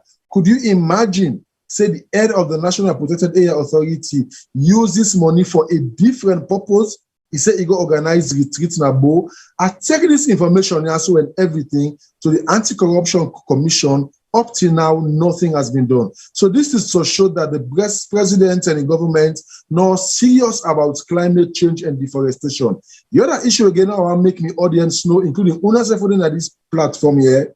Now the fact that from Sussex to Bobo and number 2 river, also we get the Guma Valley water catchment area, the second dam in this country. Could you imagine, say, under the National Protected Area Authority, even though the European Union give money for them protect the area, then they Sussex, Bobo, and number 2 river, they don't sell most of their land, and they like how normal Madam Fatima Savage they talk so when you pass now number 2 river drive from Godrich area. Now, so you go see the ocean, they don't go right up the hill, they don't cut all the trees then they. So if the president they talking at the UN summit say is committed to global warming and fighting climate change, then the institution established by law for monitor and protect the area, then they are not serious about that. People that they cut trees, they don't go build us, then they. This is why I said the deception under this government is so mouthwashing. Okay. Let me add me your voice there now, because when I all don't talk, but I'm not see nobody not mention gender equality. When I not mention gender equality, and I think the president mentioned something like gender equality.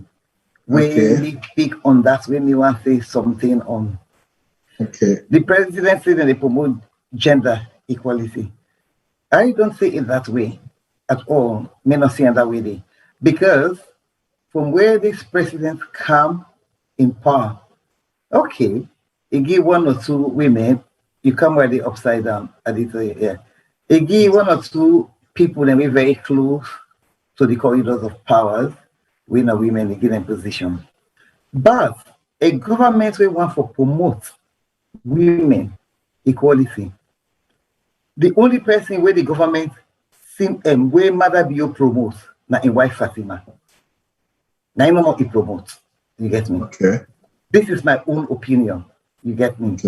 Because Fatima happens to be the only person where they do almost everything in the country. Not that other women know they. Women they can do one. But Mother Bio refused to give other women the opportunity. Everywhere na Fatima they go. Everywhere na they go. Calling jealous because you get some people where they say, oh, it is jealous Fatima. Yet I have no reason to jealous them anyway, because you not get nothing past me. Get me, you see, so yes. So basically that's because if I'm not go big to nobody, she's a pretty girl, you understand? You see, I agree with that, you see. May not know if me pretty or not, you see, but I'm not saying she's very beautiful. You get me? You see, so, but now the truth no more every day. So you get so many women then, wayside and the way you go take them go. But everywhere from where these governments come, now Fatima no more it is go also. You can say Fatima gets with it do. Why can't she focus on in charity within their own? You get me? But everywhere na Fatima. Everywhere na Fatima. So Bio not promote women. It not promote women at all. Whatever the reason, we make it promote Fatima so much. It's best known to Bio and Fatima. You get me? But a president, no, they do things like that. Go now the way, no, if you know presidents, they do things like that. You get me? You see? Yeah. Fatima not an elected person. Fatima not just a wife, like any other wife. You get me? Fatima, he get right, yes, if he goes on side, in man they go, he go with them, although not to everywhere, he go with him. Man. Again, only they alone know the reasons why they make Fatima always there for their BN, with Bio they go. You understand, eh? Maybe Fatima not the God, get the way they protect the we don't know. You understand? You see? So these are the things. These are the things because each time I go, I don't know whether Fatima declared per diem or not. We don't know. So long not take sin panam. It's possible to say they go with his husband, but now he take nothing. You see? But if they go, if they take again and all that, and have plenty money. Women then they, women and then a salon, educated women and then a salon. Women and this way, not to say the education safe, but we're competent enough. We know to everybody being get locked for go that plenty book, but then very competent, they can and go any side and can do things, you see. But you not give nobody chance. You get me? So many and say, in effect, beyond not talks to mislead the United Nations by saying that they promote women equality. No, you not do that. So that side you may pick down up at all. Maybe some of you, I don't know, I will agree with me at the panel, or maybe you will agree with me at the panel, but that is just my own views, and I'm entitled to my views. You get me? That is how I see it. And then when I talk about this, the deception, I agree with Mr. Tayo, Mr. Eddie Tayo Temple, and I don't know somebody else mentioned that. It's full of deception, yes, and very deceptive government in some ways, you see. Not because they fool people and then supporters them all. Because you mentioned a particular guy in Ayasu. If that particular guy there, I listened to one audio just before I come on air, maybe sometimes I make a member, you get me? This guy they talk say, now because Diogo give that speech, now United Nations, now make the next morning and give them $59 million. Not also the United Nations they operate. Exactly. Not also United Nations they operate. You see, so I feel in this way, I foresee that now so because this not a platform where they go far. You see, so let other people they know say that man they deceive people, they know to true. United Nations, no, they behave like that. You know, they go talk, today then they can't give no money. It's not possible. That's not a blatant, in an untrue statement, and because I don't want to say it's a lie. In an untrue statement, and you get me? You see, then where it talks say, but all the people then when they go now in then call, then pick and say that are the best. Where you go for go talk for 169 countries or something like that. That is not how it operates. You get me? If you look and say, that United Nations places, you not see where the chairs them but we're empty. You see? Because they're so empty. You get certain people the way then they go talk. The place they full. The people the way matter. As far as the United Nations concerned, they get the one the way matter to them. They get the one the way no matter. You get me? Eh? I'm not saying that we present no matter, but if you go and so empty chairs then they you see, people they're not really safe. You get me? So for saying that because na in and choose na in na the most powerful past the whole Africa na because they do this and do this, na a blatant lie. Then we left for the fool with people then I say earlier on. We need for tell them the truth because this General Kaloko is not doing the voters any justice. In order to do say unions any justice because in order to tell them the truth, what can happen? In effect, they get people then for fool them, then people then go vote for them. You see, and we have to get it right this time. If they get for vote for Bio again, let it be that they vote for Bio, then believe say yes, Bio deserve for go a second time. But maybe they not go vote for Bio on the basis of lies. You see, where they deceive the people then. The way they not go lie to the people then, and then the people then can't get for no say now, not to so it don't late. You see, so these are the sort of things we get for the highlights all the time that this will program and other platform them as well. People then for the highlight time. The people then they left for lie too much. Some of we then I won't know how the Western world they operate. We know that the people they know where they stand, we don't understand that they can lie to. The way say, oh, now you no more than peak for go talk for the whole of you AU. Then guess normally now rotating something. If they rotate, so when it rotates, another person take them up. You see, so there's nothing so spectacular about the president, nothing so special about the president. We make the way that they talk and say, oh, now because he can't be. No, in fact, some world parts themselves, I doubt if the president see themselves. I'm talking about, oh, he was invited to Harvard. One thing people don't know is people write and tell these institutions that they want somebody to go and speak to them. Just like Chatham House in the UK. People always say, you know, they ever say that they go ask Chatham House and they say that Chatham House invites them. No, they never invite them. But they say they make their own arrangement. Then people then wait and maybe sometimes the ambassadors then where they go make the arrangement, they say, or somebody within the embassy. go make the arrangement and decide for make it can give a speech or something like that, you see. Then they can't then they make it look now as if now Harvard, now in column, you understand it? Yeah, it's possible to say Harvard column, you see, but one thing we know about, you see, then they have the operate now people they can go organize, they arrange, you get me? They send call them, you get me? Because when you look at it, we presidents get history, you get me? And then consider that's what they talk about, you get me? Eh? Some history then if some people they know they allow themselves now in university, you get me? That's what the history and makes Strasser left UK, you see? When people then know certain things, the students then they're not agree.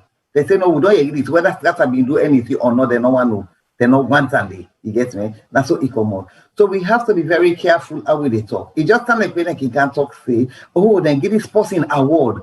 Well, like I tell you now with this Salone, boku of them award they say they give people them.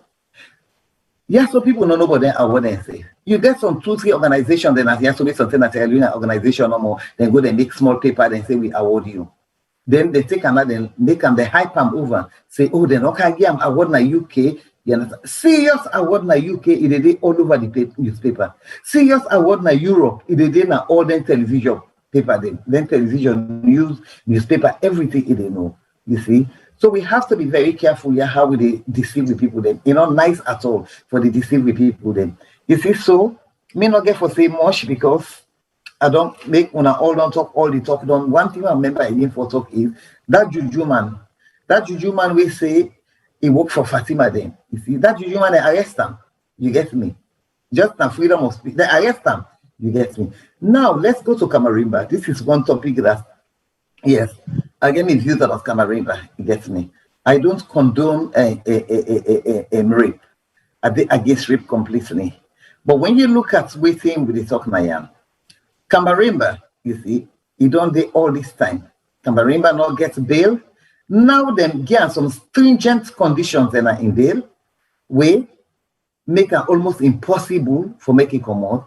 But I don't know. I don't know if I read and say maybe he don't get some or some talk they come out around the possible say now lie in the lie against the first lady. Something they lie against Fatima. Fatima not say so. But waiting they go all over social media is that Fatima say if they pull Camarimba over in dead body, you know, come out, you see.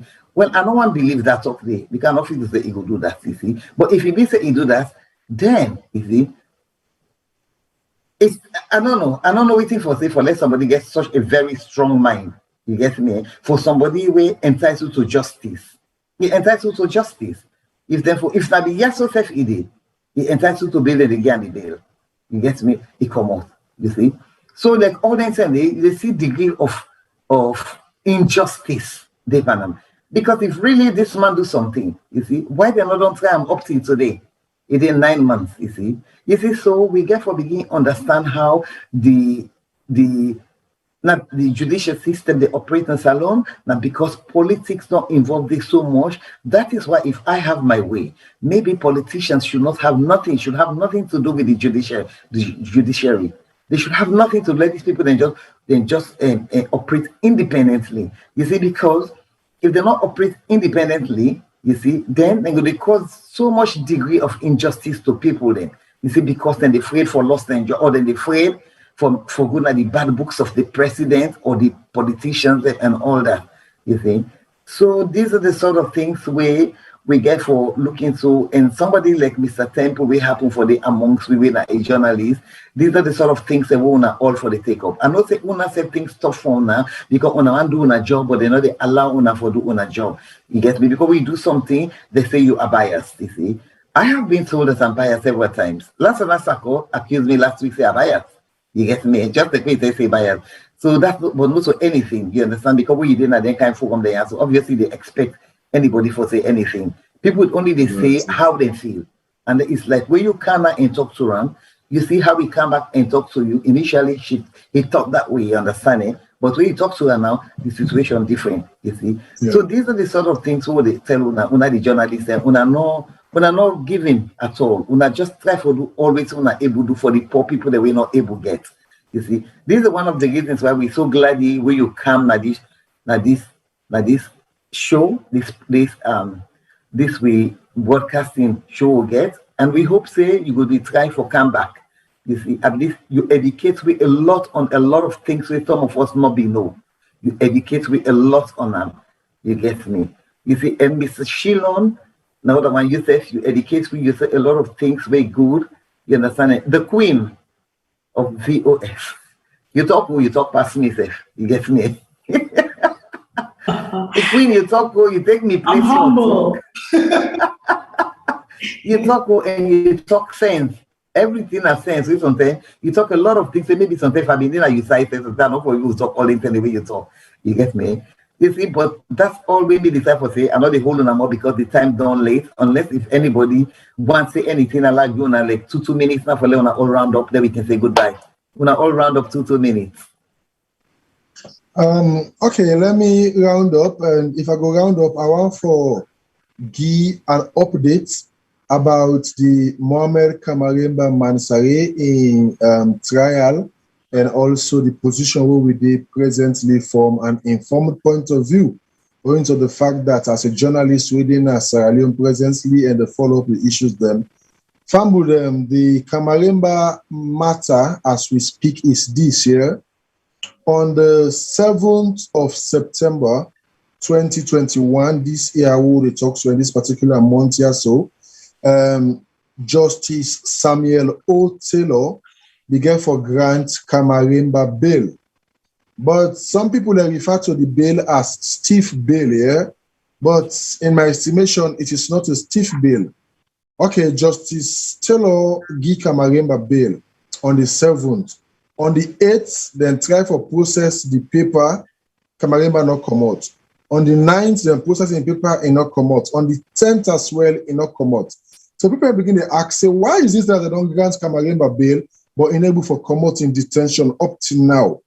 Waiting Kamaremba in your side say, then give him a bail condition of say, if I produce 100 million leons, which according to him and in lawyer, Emmanuel Safa Abdullah Esquire, they don't provide that money there.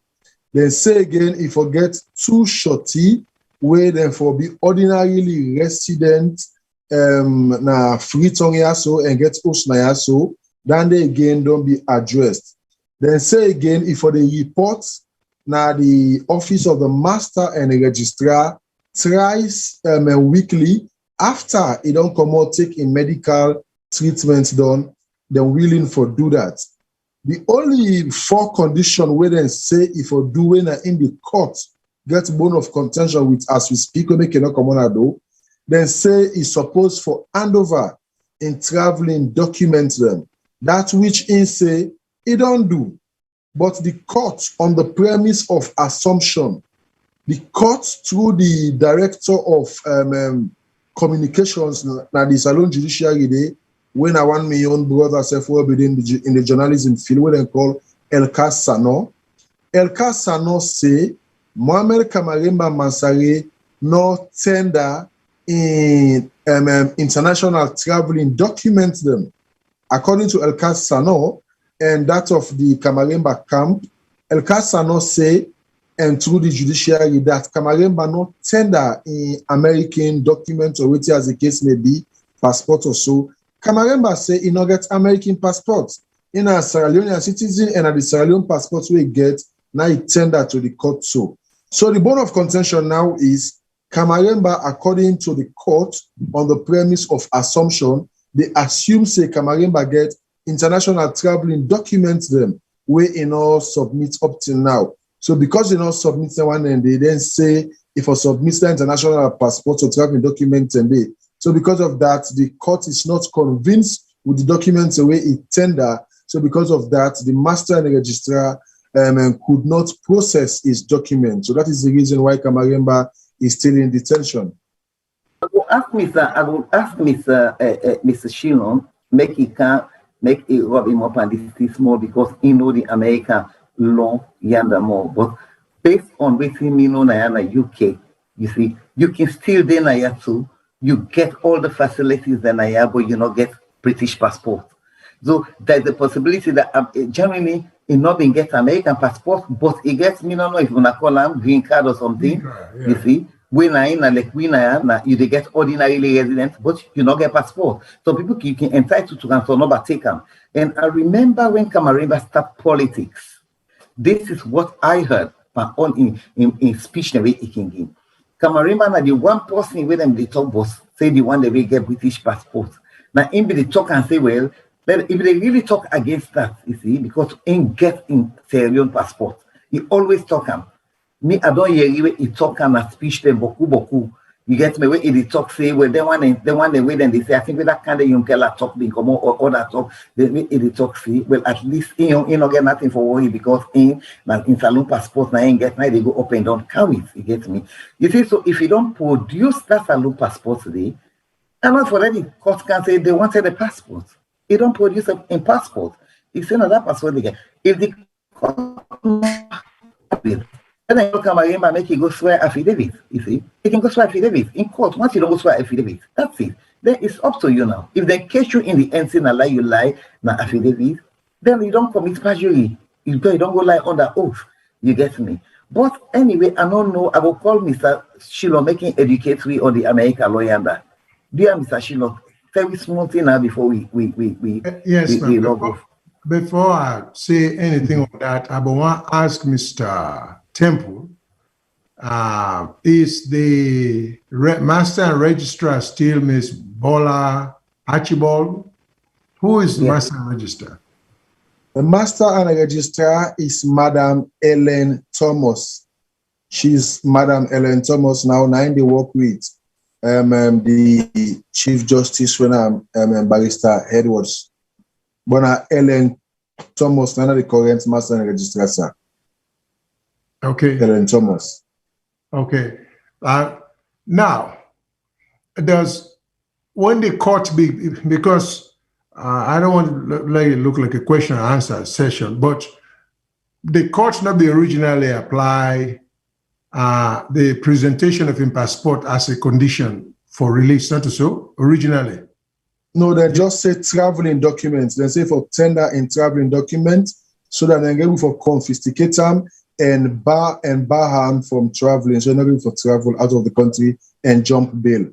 So they say for tender in traveling documents, that which is said he has done traveling, tendering his Sierra Leonean passport and also be done swear affidavit for say the documents the way he tenders so that he gets as traveling documents. But the court on the premise of assumption say he has international traveling documents which he has not tendered. So you realize the bone of contention. Okay. Now, here is the point in terms of bail or the granting of bail. You know, because as lawyers, we therefore take this presumption of innocence very seriously. Because the defendant, as we go say back home and we say the accused, is only an accused. He's only been accused. He's presumed to be innocent. With that presumption, it goes with him until it goes through trial, until the jury return a verdict of guilty or not guilty. Yeah. So when a judge did grant bail or hold a hearing for bail, the purpose of the bail now for ensure the return of the person back to court, for trial. For ensure the detention of the person as it appears is being with this current Camarimba. Yeah, Camarimba. Yeah. So you see, there is some violation of because I'm sure the judges or the system understands the whole purpose of bail. I think you see the trouble when you see if you allow that to happen to him, you are enabling the system for make that happen to other people. This is what people don't realize. So we all should stand up and defend the Camarimbas, whether you support them politics or not. This man, as far as I know, is being accused of rape. But it's an accusation. That's why again for getting there in court. And we for respect that presumption of innocence there. The problem here, as I see, and I think is very dangerous, if we, and first again, I give the judge credit for even granting bail, because it looks like, for say, this guy almost was not going to make it. Just no judge had the guts for granting bail. Then eventually to grant him bail, and then begin for superimpose all the subsequent conditions there, it doesn't speak well of the system. But here again, this is what I am encouraging young lawyers. Come and remember a lawyer for challenge that on constitutional grounds, that his client is being held unconstitutionally. And someone had called earlier and talked about if I can shed some light on the Constitution and Parliament. There is no question that the Constitution is supreme. The Constitution is the supreme law of the land. Parliament can pass no laws that violate any section of the Constitution. And if Parliament does that, and lawyers take the matter to court, they can ask the court to strike that law as being invalid, and the court has the authority to do so. And when the court does that, that becomes the law. There are a lot of old adages then that will, for, when they talk, Parliament, then they make laws, then only Parliament make laws. No, the courts make laws too. Because when a court strikes a statute or an act, that decision by the court becomes the law.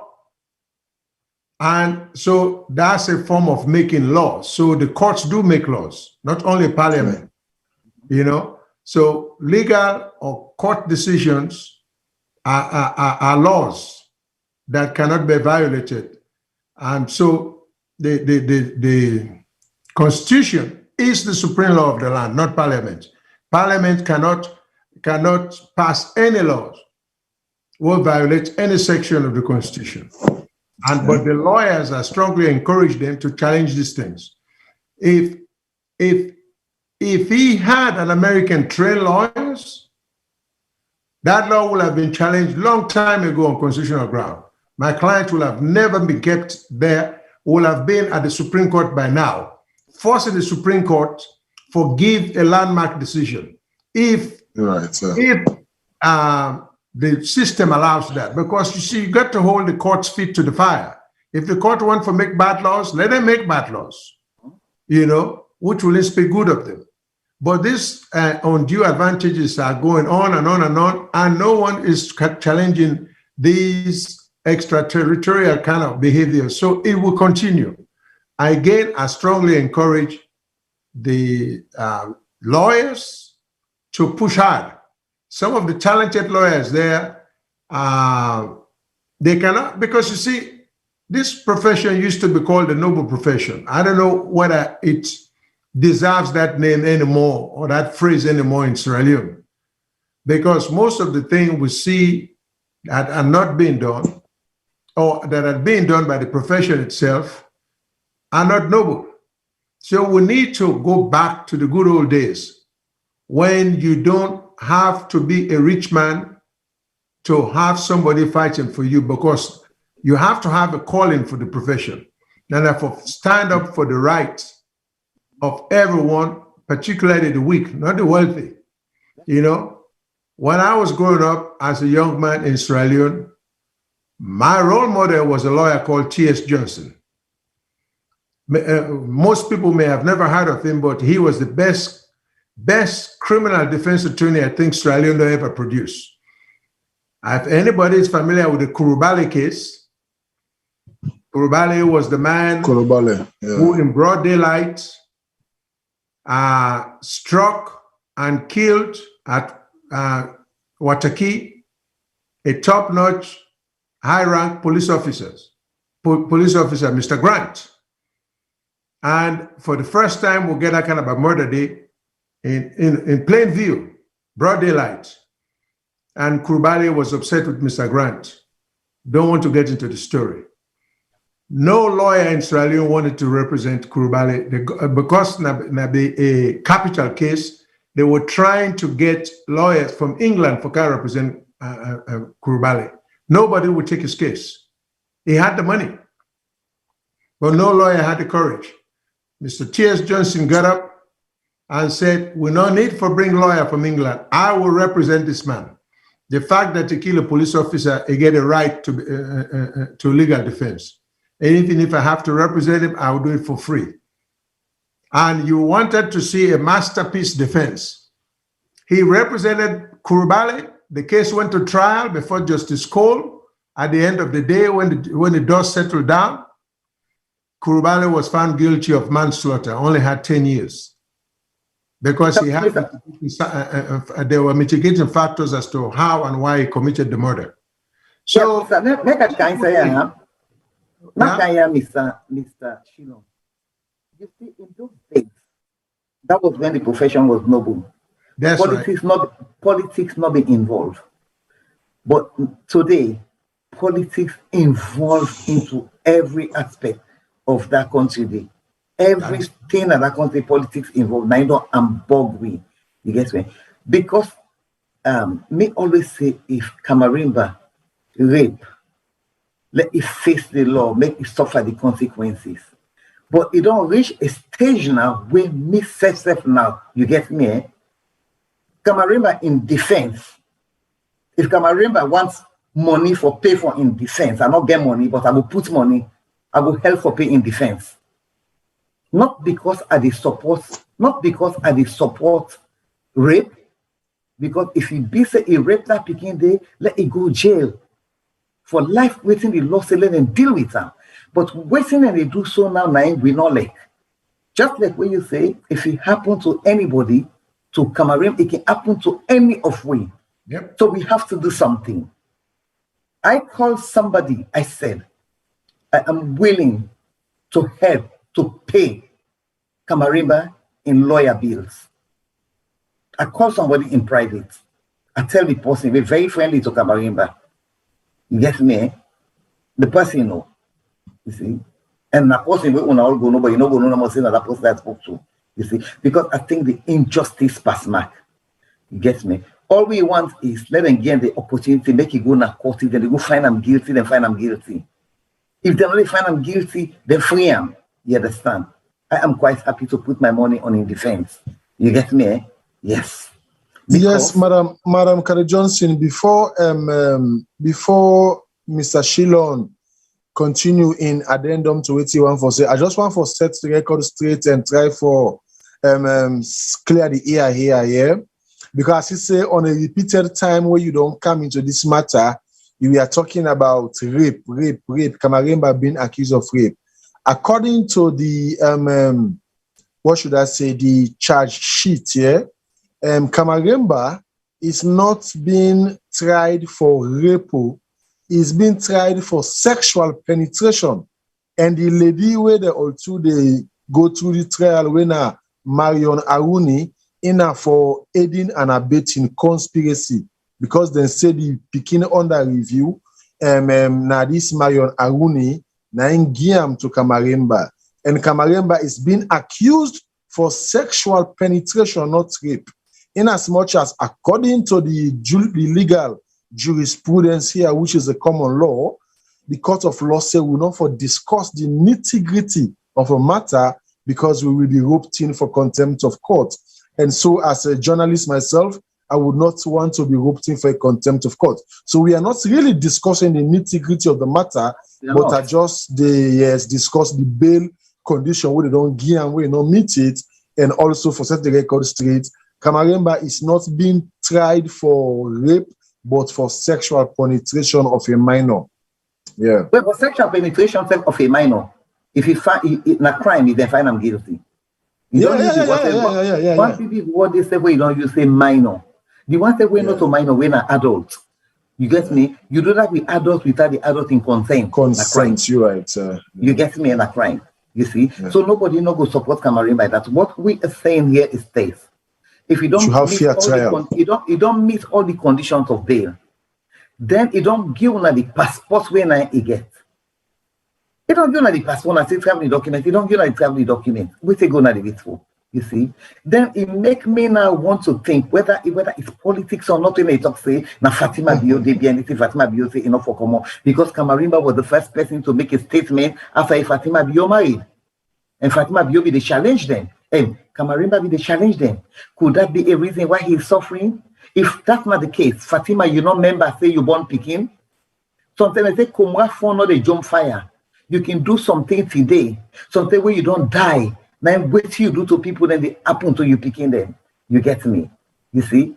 So these are the sort of things we get for the tell Fatima then parable then because sometimes you don't understand, you don't know parable then you get me? It's possible saying a lie in the life per Fatima. But if it be saying a true, Fatima has to think, you understand it won't picking them, what it do. You get me? The man don't produce everything. He don't produce person everything. So why are they keeping it there? Why are they assuming that as Mr. Jallo say, as Mr. Shilon say, you see?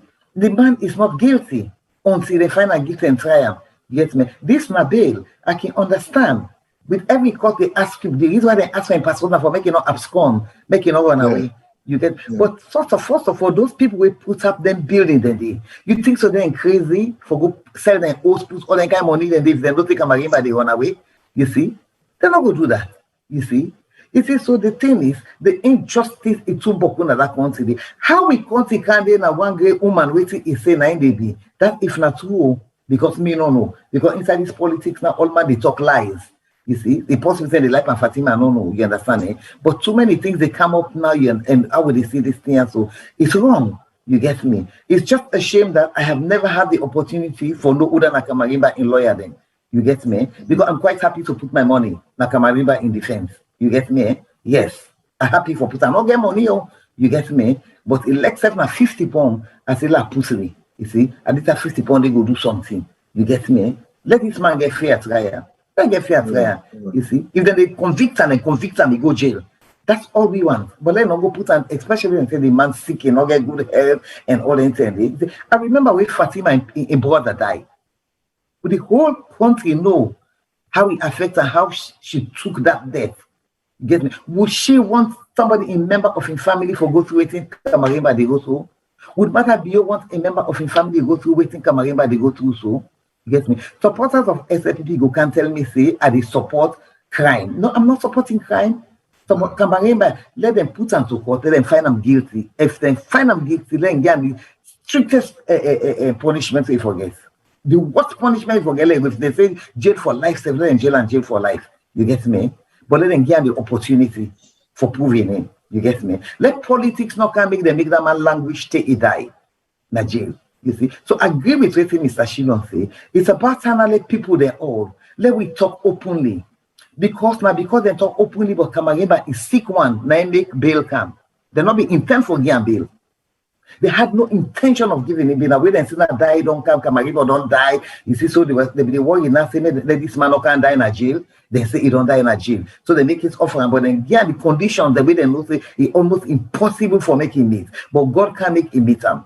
Get me? Then the one getting a passport, the man say not get passport. What else do they want again? So it's so clear seeing a politics into it. This government, they have to be very careful. You see, because what they are doing, another government we can go do them the same thing. You get me? They have to be very, very careful. So if anybody wants to say anything, we'll round up and say so that time don't go, so that we can clock off. Yes. Professor Kutubo. Professor Kutubo, come on. Is he still around or has he left? Yeah, he there.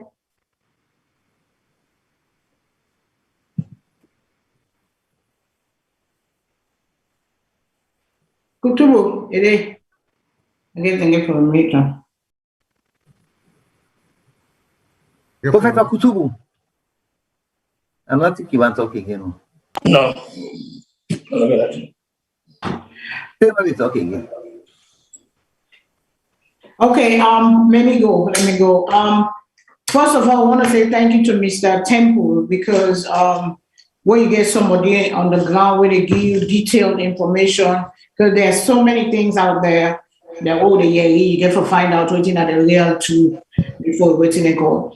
A talk of they get an organization, attitudinal change. We get for change with attitude. And until we change our attitude and our way of doing things, we not will see the change where we deserve, the new direction that the president promises. He was voted in because people that we don't tire with the old way, austerity and all that stuff. Therefore, they put her in there with a promise and an expectation of certain things. So the people are expecting of the president to do certain things. And one of the callers, they make a call and say, we are expecting too much from our government. Yes, that is true, but then they are there to provide services and the things them where they don't say that they do, they don't hold them to that say, we they give on this job for not gonna go do what's in the people they need. That's why we get every 5 years, if you're not right, election will tell. But some people then they again, they not see. You will tell them the truth, they know why they don't want to know because they get something where they call that like you are kind of like imprint yourself on somebody. You see yourself in that person because he's your countryman. If you're not able to do him, but you live in your life through that person because you identify of the same group who wanna come up on. So therefore, whether it do right or wrong, you know, see him. All things are yes, clap, clap, clap, good job, good job, yeah. You know, President Bill came with the intention. So he still get time in 2 years, it don't take 2 years more. He still get time for change. He still get time for go to the right direction, the new right direction for the people, for the sake of the people, because people are suffering, people are dying. There is so much what they call, and then we just come off space, America, okay? A young billionaire entrepreneur. I tell you, I said today, the middle class of Sierra Leone has disappeared. Because all the people let me there, then have been middle class. The middle class holds the society together. This now one man decide, the inspirational four, if you don't know, when I go look at. On September 16, they took off now Florida. They go up to the orbit, up to space. In 3 days, then they can come back. They raise money for St. Jude. What's in St. Jude? St. Jude is an hospital where they give free medical to people, to kids who get cancer. When their mama go there, they don't get for worry about money, they don't get for worry about who side, they get for sleep, they get everything covered. This one man decided to come together and it motivate. It take 100 million of his own dollars. He's a billionaire. He put her there. He inspired other people. One of the nurses that went with her, we choose. She was a patient in that hospital there. Now, been patients at that hospital there. And then it become a nurse, a medical practitioner in that place there. It give back to, because they don't give back to them. But we Africans, when they say, let us do this with the get with food, we all get by that, divide and conquer. If we come together, like I say again, we can do great things. You know, we can do great things. We are giving certain to talk of the journalists, the Slaja, then their own organization. Then we are not seen together because everybody is fighting for power. Everybody gets Usai one draw.